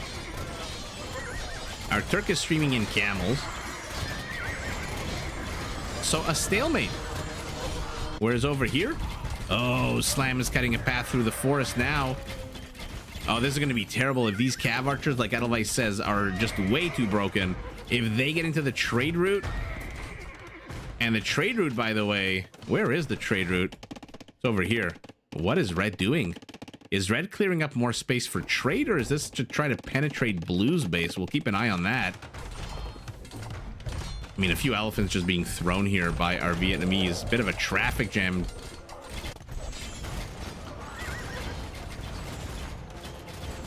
Our Malian has abandoned all attempts at going monk play. That might have been good in the opening salvo of the game, but is not good anymore. Not when you're microing 200 units at once. We're an hour and 8 minutes into the game. I don't know who's winning. The scores are about 10% apart. Teal is pinging over here because he sees yet another bombard tower going up. And the Savars, 3 of them peel away. 2 die to the bombard towers. A third, he's threading the needle. He's threading the eye of the needle. He dies. He doesn't reach the villager in time. Okay, red is pinged over here. You're going to need to clear up a much wider space if you want your trade. This is something you should have done about 30 minutes ago, to be honest. And Slam gives up the idea of running into the base. He's just going to back up these elephants. 400 kills for these cav archers. What the actual hell? I don't know if that's a testament to Slam's skill or a testament to how much Team Southwest has just been spamming their infantry. But in come the Malian camels as well. That was absolutely insane. He lost a bunch of them there by not moving them, so they're down to 300 kills, but we saw that 400. We know it is the case that they killed so many more. Okay, clearing up more space for trade. In comes some Aztec siege.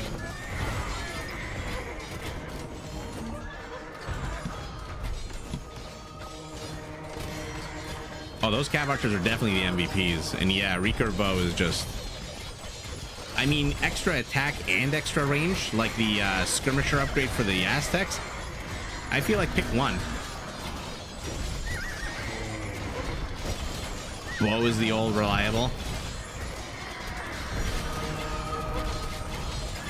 Yeah, Beshoy, the Malian is basically trying everything he can. At first, like you're saying, the monks. Now it's a combination of infantry and camels. Camels should do fairly well against the war elephants. Not a special attack bonus against them, which is interesting. But with Farimba, should be taking out. The problem for him is that these are Vietnamese elephants. If they were other elephants, maybe a bit easier of a job here. But because they're Vietnamese, they have 100 extra HP. So the map is again split.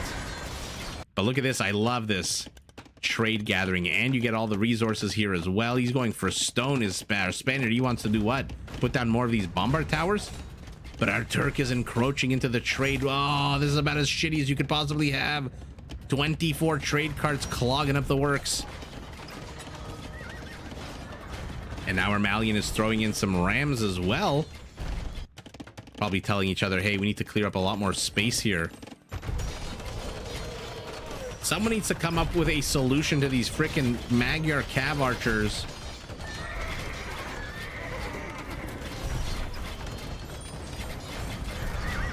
Oh, Edelweiss, I completely forgot about the caravanserai.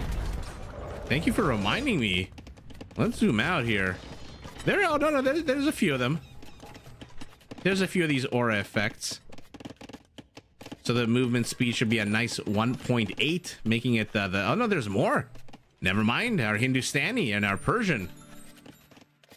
Let's see it. They do, they are. I'm very curious to see what the trade is going to be at the end of the game, seeing that. Thanks for reminding me about that. I did mention that I wanted to see that.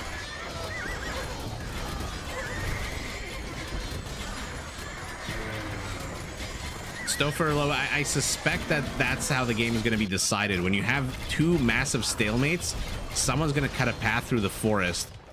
And they're just gonna, the other team's gonna GG.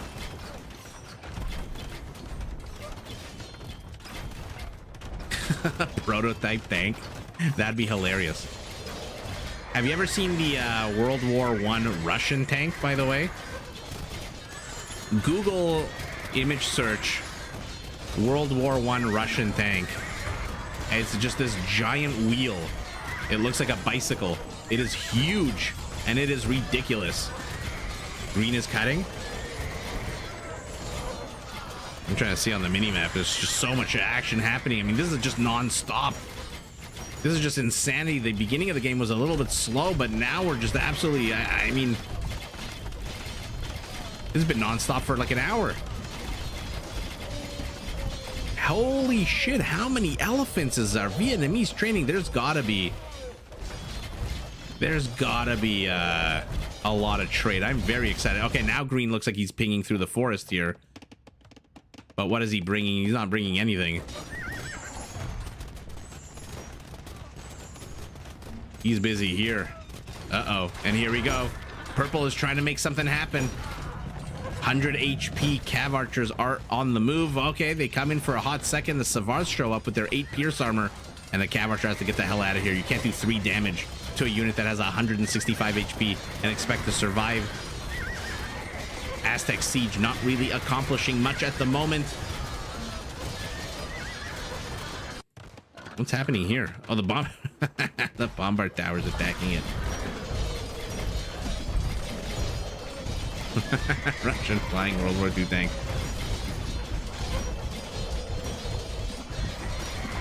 Brian, you Googled it, right? It does look like something crazy. It is such a bonkers tank. I forget the name of it. I wish I remembered all these things I knew in high school. Okay, it looks like our Malian is getting pushed in too hard, though. Doesn't really... no real defense to this.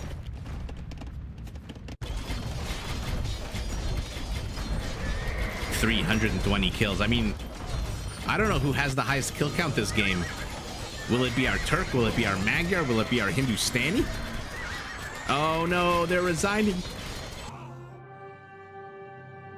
Oh no. So what happened there? Sorry, I yawned a little bit. I apologize. I didn't mean to sound all distant. 1 second. What happened? So of course I said somebody's going to cut, so nobody cuts. Wow. How many kills on these Cav Archers at the end of the day? 300. The Tsar tank. Yeah, exactly. Isn't that the most bonkers thing you've ever seen? It's like, it looks nothing like a tank that looks like these days, but it's such an amazing, and the picture is the best because it has a bunch of people standing there and you can see just how big it is compared to them. What a cool ending animation. He just let loose one of his arrows. Yeah, you think blue got over 1,000 kill? Let's see. I think it's pronounced Tsar in English. Tsar in other languages. Let's see. Cambridge with the Hussars. Our Turk with the heavy camels. Here we go. Let's see who got who. Oh, yeah. 1146 for the Magyar. Oh, man. No one came even close. Our Turk, 877. Our Hindustani, 869. So our Turk and Hindustani exchanging massive amounts of death. Our Vietnamese raised 74 structures. Is that the name? KV5? Or is that something else? Are you making that up? Let's look at trade. We're going to have to add some of these numbers up. So 17, 44, 76... 90, no, let's say 92,000 for Team Southwest, which is interesting given the fact that they had caravanserai. So 92, what do we want to call this? 57, 77, 82, 92, 95. So not that big of a difference, actually, in trade. 92 to 95, just a very off the cuff. Obviously, those aren't probably not the right numbers, but approximately. Biggest donor was the Aztec. Biggest recipient was the Spaniard. So I didn't really get what I wanted in these games, but who can complain about this game? This game was absolutely bonkers. I said never bet against Slam with these Cav Archers. He just went full on meme build here. Hi, Ivan. Welcome. It's your first live? Awesome. Blue and Nero are opposite in kill. KV5 is something completely different. Okay. It is the Tsar tank, right? It is just the one of the most strange, cool things ever.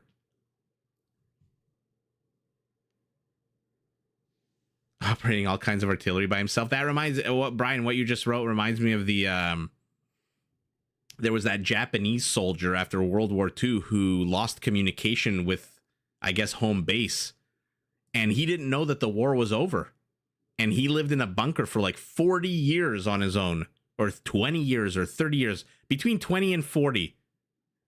He lived on his own in a bunker on an island in the Pacific, and then finally everyone thought he was dead until one day he just, I guess a tourist found him, I think. Somebody found him, and then his wife was like, oh shit, he's alive. My husband's alive after 20 to 40 years. That was just an absolute crazy story. Just absolutely bonkers. Look up the Mendeleev tank. Interesting.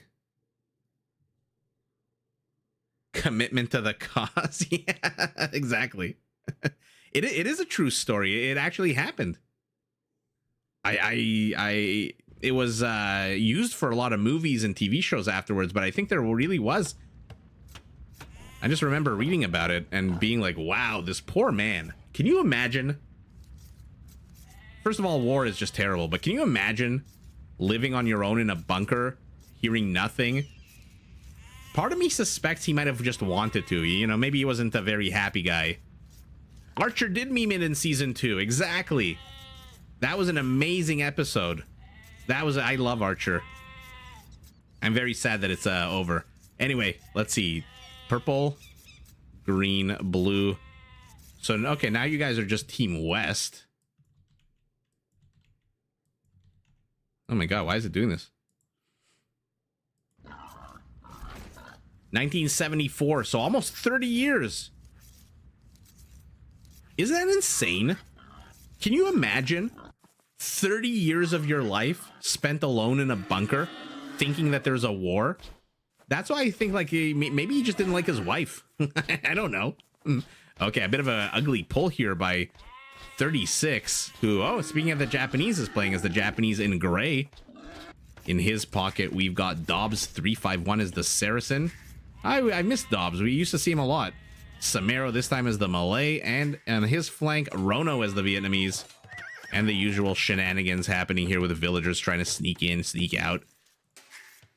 Jordan, of all people, playing as the Incas in red. Not somebody that we see playing Rage Forest very often. Savage as the Franks. That's a good civilization for somebody named Savage. Maya as the Huns. Maya. And Sengo, Chengo, Kengo, I don't know, Lithuanians in orange. The stranded soldier Bud Spencer. Ivan, no, these are all ranked ladder matches. So these are just high elo matches that people have played over the last week or two. Although I think this one might be a bit older. Sorry, now I got a bee in my bonnet. This one is 26 days ago. That's why I kind of want to watch it today. And then moving forward, we'll have a bunch of newer ones. But also, I just kind of curious to see how Jordan plays Rage Forest. Not somebody that we see playing a 4v4 very often. The Battle of Ramree Island. Is that the one with the alligators, Stouffer Loafer? Or the crocodiles? I forget which one. The alligators or crocodiles. 5 AoE bucks on Team Jordan. Needless You making his presence known here with a friendly wager. Yeah, that is the crocodile. That's one of the craziest stories ever. Speaking of weird bonker stories out of World War II.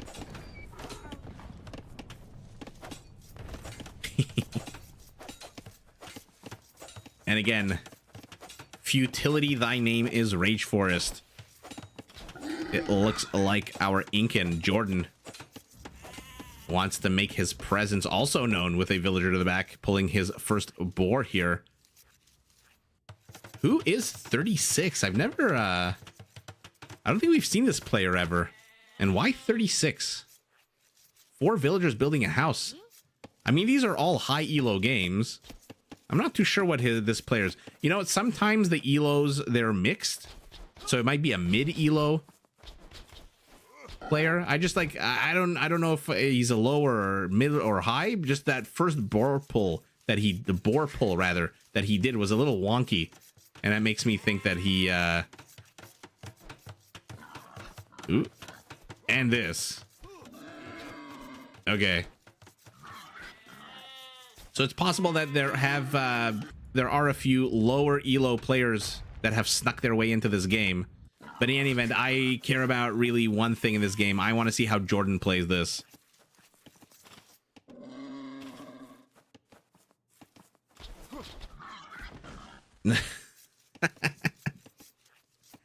Oh, man. That would be funny. That reminds me of Stoufferlover. That reminds me of in StarCraft when you have the command center or the Nexus or what is it called for the Zerg? The Hive.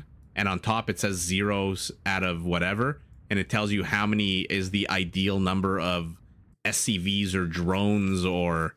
I mean, this is just ugly. What the hell? I think you can build fish traps on here. But I don't think you can build docks on here. This is just absolutely ugly. Oh, what a sour lake here. You could literally fit only 2. Maybe 3 if you move this one to the right.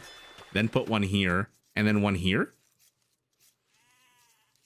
Yikes. Anyway, let's take a look at the map.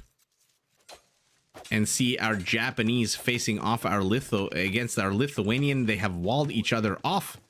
So no action to the north of the map. Actually, 3 different areas that have been completely walled off. And to the south, between red and blue, just one avenue of attack. So our Japanese and our Lithuanian, unfortunately, the brunt of the walling off has fallen to them. Oh, and this is fantastic. This is a very lucky situation here. If you're not sure what happened, the berries were in the direction of the boars. And so instead of luring them all the way 10 extra tiles, he gets to kill them a little bit earlier.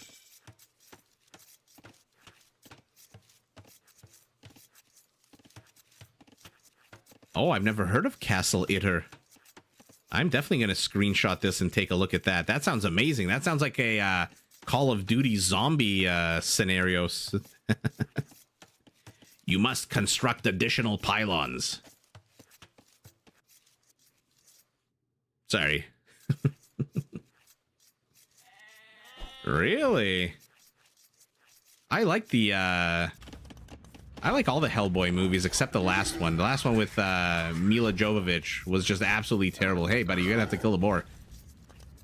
I liked Ron Perlman as the as Hellboy. He's got a very commanding voice, Ron Perlman. Now, he himself is not an action star per se, even though he was in Blade and Enemy at the Gates and stuff. I don't really necessarily see him as an action star. Oh, get these sheep, says Blue. But he played a very good Hellboy. And then I forget what the name of the actor is that took over, but he did a pretty good job too. Sin City was good. What is the name? Was it Hellboy and the Golden Army? What was the one with Prince Naruto? And the elves who were trying to, he killed his father and tried to take over the world, or wanted to kill humanity. He was cool in Blade, my daddy always said. Knossel. Nossel? Is the K silent? Let me know in your name. Naruto, not Naruto.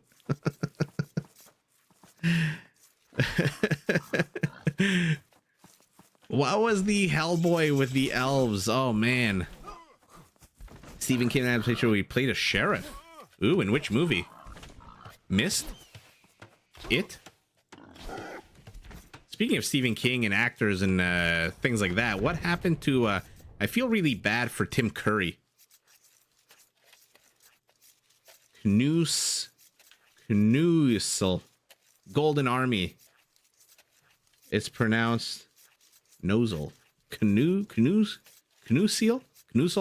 Sorry, I apologize. I'm gonna butcher your name either way. But yes.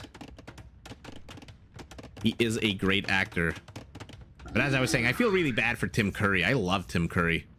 Another fantastic old actor. But I think he had a stroke and then stopped acting, and now he's in very bad shape. The K. Moore Hartswell. Knussel. Okay. Good to know. Oh yeah, Brian, thanks for reminding me. Speaking of great actors, if you are a fan of the Nicolas Cage, and you want yours truly, Cast of Empires, to one day meet him in Vegas, do hit that like button as more and more players start hitting Castle. So wall off, wall off, wall off.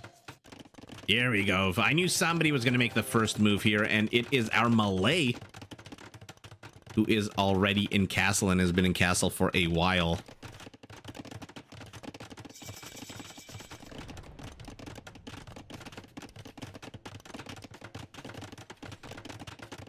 The guy from Home Alone.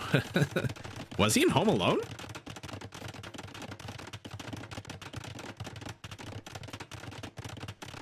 You do not have Nicolas Cage stickers on your car. That would just be too... That would be too cool.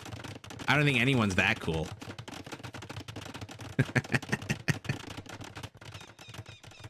Tim Curry was in Home Alone? What did he play? Some kind of fancy schmancy hotel? He was the concierge. Why did my mind think hotel? Why did my mind think hotel? Karambits are out. Speaking of StarCraft and Zerglings, take a look at that Karambit as he takes a little bit of a time to take down that wall. A shirtless one of him in a banana. I mean, Stouffer Loafer, when I moved into my new apartment with my then fiance, my best friend gave me a pillow of Nicolas Cage shirtless coming out of a banana. You know what? I'll take a picture of it. I'll put it on the Discord group. The fact that you just said that is mind-blowing. That is insane. I have that exact thing on a pillow in my room right now. I'm literally looking at it right now. That's the sticker you have? Yes, exactly. Exactly. Oh, man. Ooh, petards.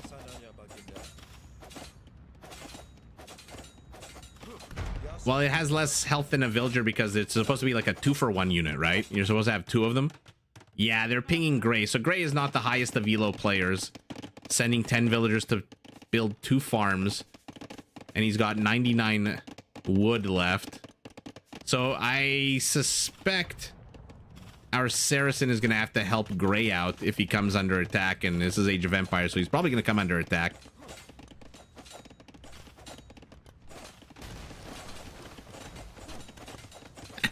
I can't believe you have that sticker of Nicolas Cage.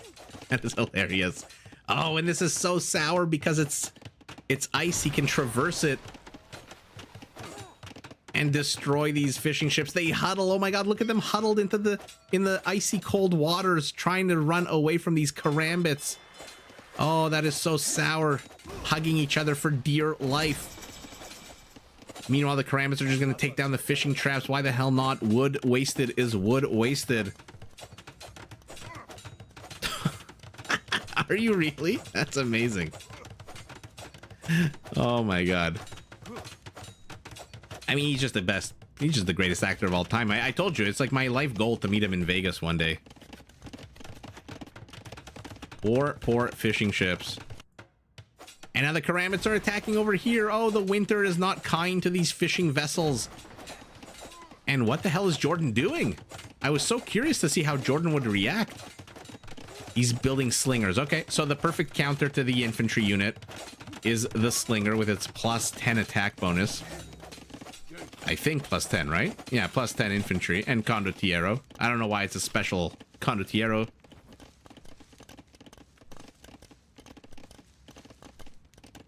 You go drifting, damn. Oh my god, yeah. You know what? It's been real cold and snowy here at Edelweiss, so no one has actually been... It's been quiet for like 4 days in a row. I don't want to jinx it, but I have had some nice, calm, quiet evenings without anyone revving their engine A week ago, there was a group of people who were just hanging out in the parking lot at 2 in the morning eating. They were actually just sitting around eating and yelling and blasting trance music. And don't get me wrong, I like my EDM. I just don't like it at 2 in the morning when I'm not 18 anymore. And Jordan is safe. His slingers have pushed back the karambits, even though they've only gotten 1 kill. Okay, that's because all the karambits pivoted up here. And they brought a few friends along for the ride. Where did these siege units come from? He busted down this wall off here. Karambits are moving. Jordan is closing in. I'm not too sure 5 slingers are going to be enough.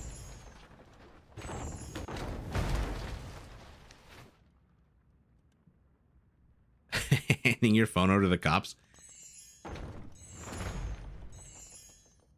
Oh yeah, I am a very much, at this stage, a crusty old get off my lawn. What a cool battle stance, by the way. Double fisting actual karambits. I am a very much a crusty old man when it comes to this kind of stuff right now. I'm just always exhausted with the baby. It's a complete game changer. I really was cocky when I thought I would need like a week or 2 to be able to live stream again.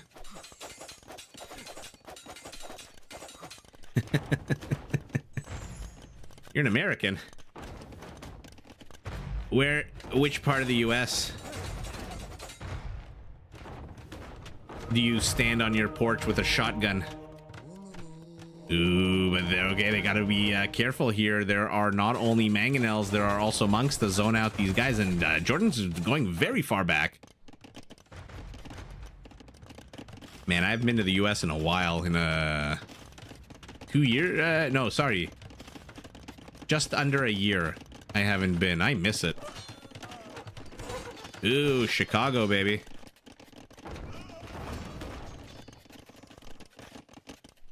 Or is Philadelphia? My brain always confuses Chicago and Philadelphia with their sayings. Oh man, I have a funny story about Chi-Town. It's Philly, right? I freaking knew it. The second I said Chicago, I knew it was a mistake. My mind always confuses those two. I have a very, very funny story about Chicago that I'll tell at some point. I had the best barbecue of my life in Chicago. Man, oh man.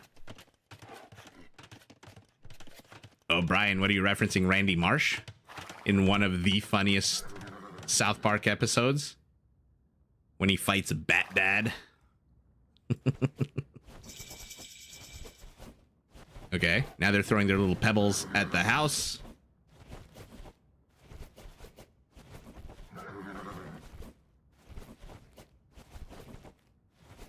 You live near Chicago? Nice. Like I said, I had some of the best ribs and chicken in my life. Some of the best barbecue. Oh my god, the wolf! Managed to kill a villager. Yikes. She must have been injured from before.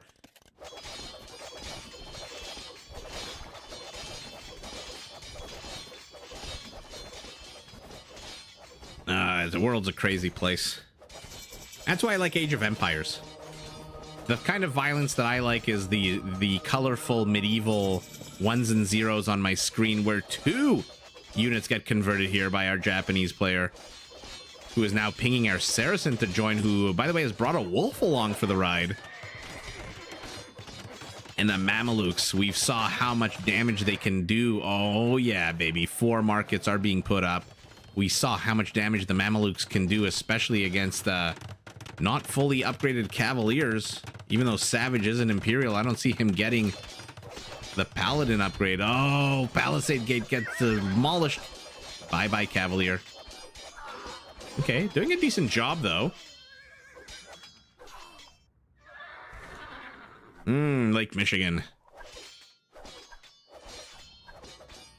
That's, you know what? I complain a lot about Canadian winters, and don't get me wrong, they're absolutely atrocious. I love summers on the lakes. Lake Erie, Lake Ontario, not so much because it's really polluted, but Lake Erie, Lake Michigan, I love some of those beach towns.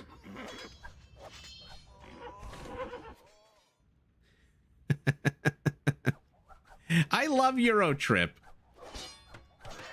I absolutely love Eurotrip when he's in Bratislava and he gives the concierge a nickel, and the concierge gets all high and mighty and slaps the hotel manager and says, "I will open up a hotel of my own." But the best scene of that movie is Fred Armisen when he plays the pervy Italian guy on the train who gropes them when they go into the tunnels. Yeah, Eurotrip is a fantastic movie. The Matt Damon reference, the Matt Damon cameo in the beginning is freaking hilarious. With all the tats, Scotty doesn't know. Club Vondersex with Xena Warrior Princess. That was amazing.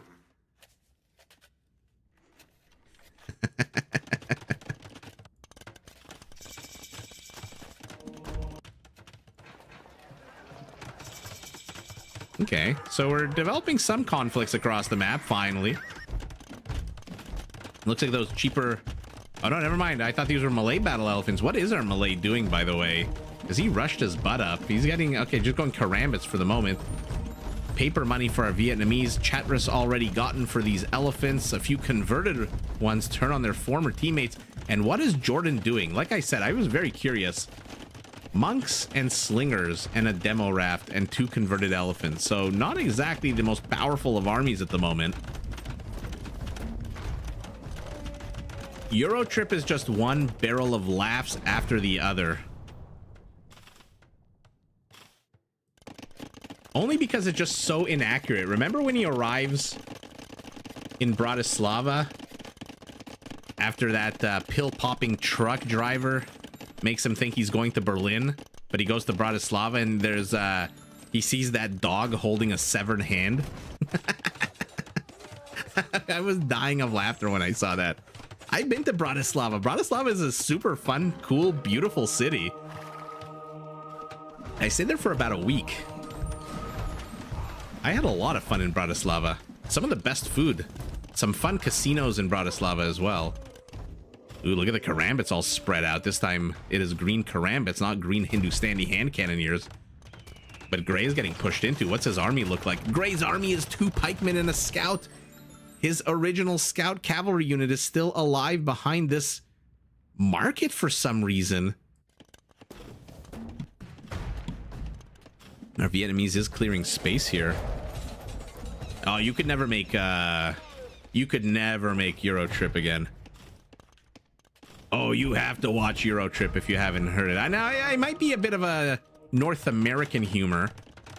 So depending on what your comedic tastes are like, because it's a very silly movie.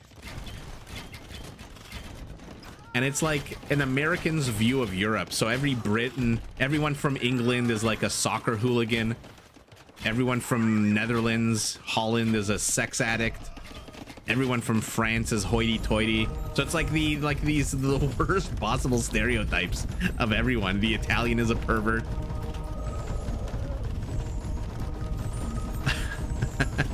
That was funny. The camera shop girl, yeah, in the alley. That was a fun scene. A lot of infrastructure being plopped down here by Orange. They are very confident that they can take this part of the map. And why the hell not? There's only a flimsy bunch of Mamelukes, but look, 24 kills for 6 or 7. He loved being robbed. Yeah, exactly.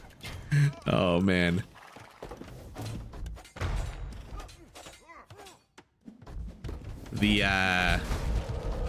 That movie is just hilarious from start to end. I absolutely loved it. Now, I'm 41 now, so if I watch it again, maybe who knows if I'll like it so much, but when I first saw it, I was dying of laughter. The karambits are up here now. This is a lot of karambits. 58 of them. And our Japanese has finally added some halberdiers. I would love if he would add a couple of upgrades for these halberdiers. They're just a +1-0. And he's getting Yasima towers. What's his stone pile? 888casino.com. Stone. You have American stereotypes? Yeah. Oh, Stouffer, yeah, you do that. I'll grab the pillow and I'll put the link. I mean, not the link. I'll put the photo. That's amazing. What a coincidence with that Nicolas Cage pillow.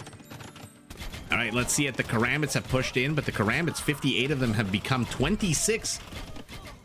Brian, to your point, their HP is just terrible, and they are... What are they doing? Oh, they're going to catch a bunch of siege rams out in the open. And to the south. Okay, the blue elephants went in, and then the blue elephants backed out. Why did they do that? Red is not attacking. Jordan is attacking. Why did you stop? What is happening here with Rono? Rono with the no-no here. 59 elephants. Okay. Maybe he got caught. Maybe he, yeah, they saw this. So now he's trying to penetrate a little deeper where no one can see him scream. No one can hear him scream. Blood for the blood god. Exactly. Man, these Karambits. Just a never-ending stream of them, by the way. Are they elite? Okay, they're elite. The attack upgrade's not great. He's finally getting iron casting. Where are his two petards, by the way? Okay, somewhere here. So now you have a 3 versus 2 situation developing in the north, where our Lithuanian has added skirmishers. No tower shields, but they still do move a little bit quicker than normal. Red has sent his monks up here expecting to be breached by a whole bunch of battle elephants. Ooh, what's the maximum population for Malay? 400 if you delete all your villagers and just build Karambits. Ooh, okay, penetration attempt number 2 denied. So he is now going north. But he's gonna meet a big fat castle here.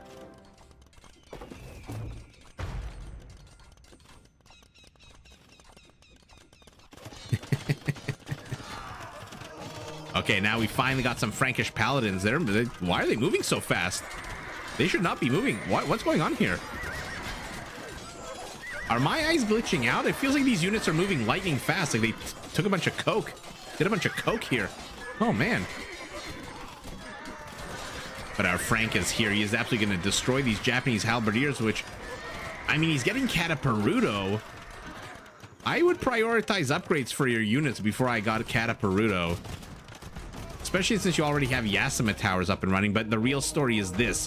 What is he doing? Where is he going? It doesn't matter where he goes. He's going to encounter a bunch of Incan monks. Jordan is really on his ass right now. Do they know about the castle? Of course they know about the castle. I mean, look at this. What is this? A traffic jam of paladins. Actually, I'm an idiot. I am so sorry, guys. This is a friendly castle. This is a friendly purple Saracen castle. I am sorry about that. I thought that was an enemy castle.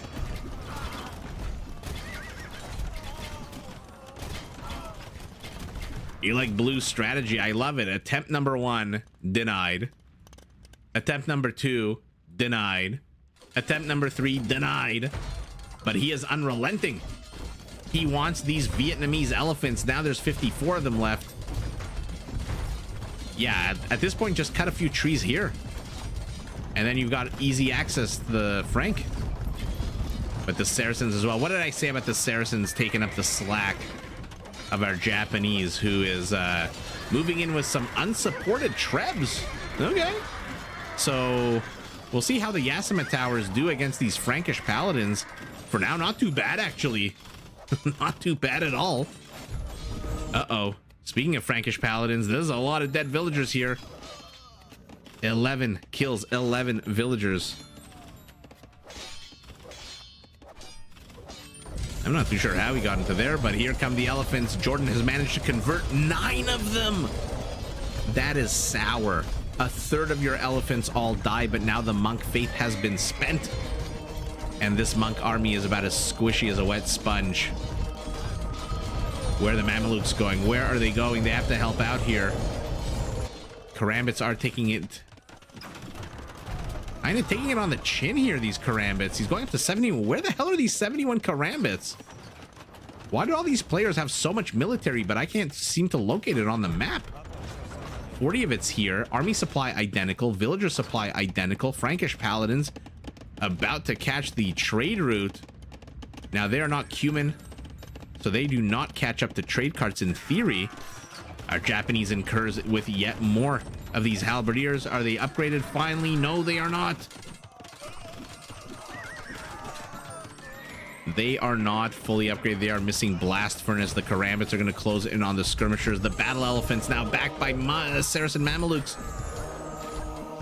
But this is just showing you the power of monks. 30-something Battle Elephants have become less than 10. And all because of this unit.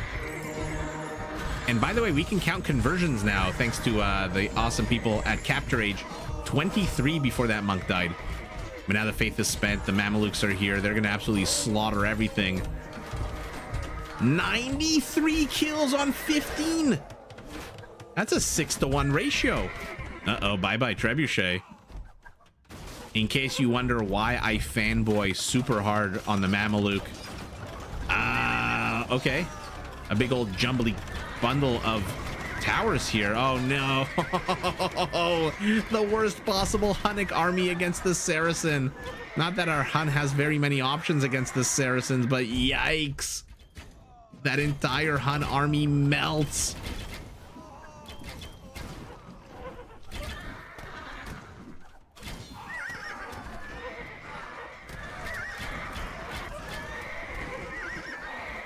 I mean, what the hell do you do against this beast of a unit?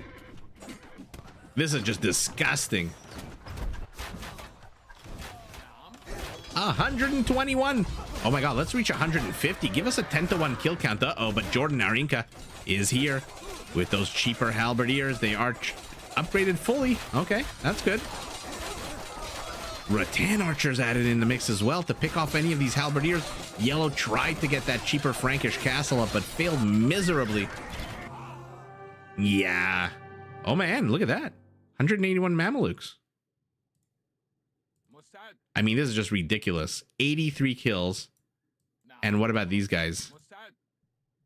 I mean, this is an 8-to-1 kill ratio. This might be the best kill ratio I've seen yet. 8-to-1. Wow. Yeah, 400 Karambit efficiency may not be, especially on a map like this, an enclosed map. You just clog him up with a few battle elephants and bye-bye. Not exactly the strongest unit. And look at our Japanese pumping out halberdiers, but again, missing Blast Furnace. Where is resources? Yeah, he's got a shit ton of gold.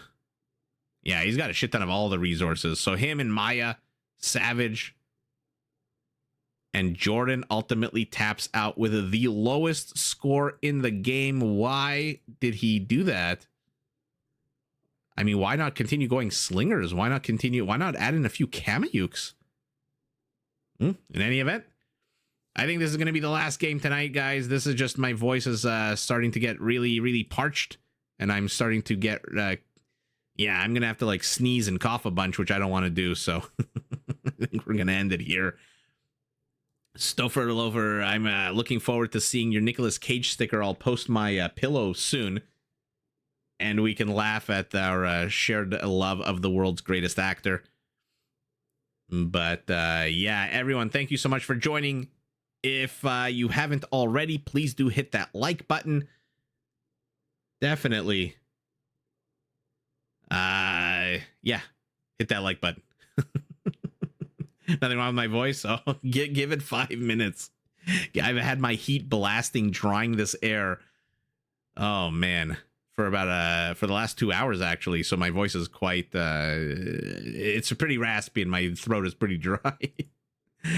Oh man, well I appreciate everyone joining in, and I'm terrible at these goodbyes, so I'm just gonna cut it here in short. And yeah, just keep an eye out for more of these live streams. Like I said, they are going to become regular things now that the baby doesn't start shrieking randomly and crying randomly, but not quite there just yet. So give me a few weeks and they should be regular. But until then, keep an eye out for the notification, etc. And thanks so much, everyone, for joining, commenting, participating. Edelweiss, go to sleep. What is it, like 3 in the morning?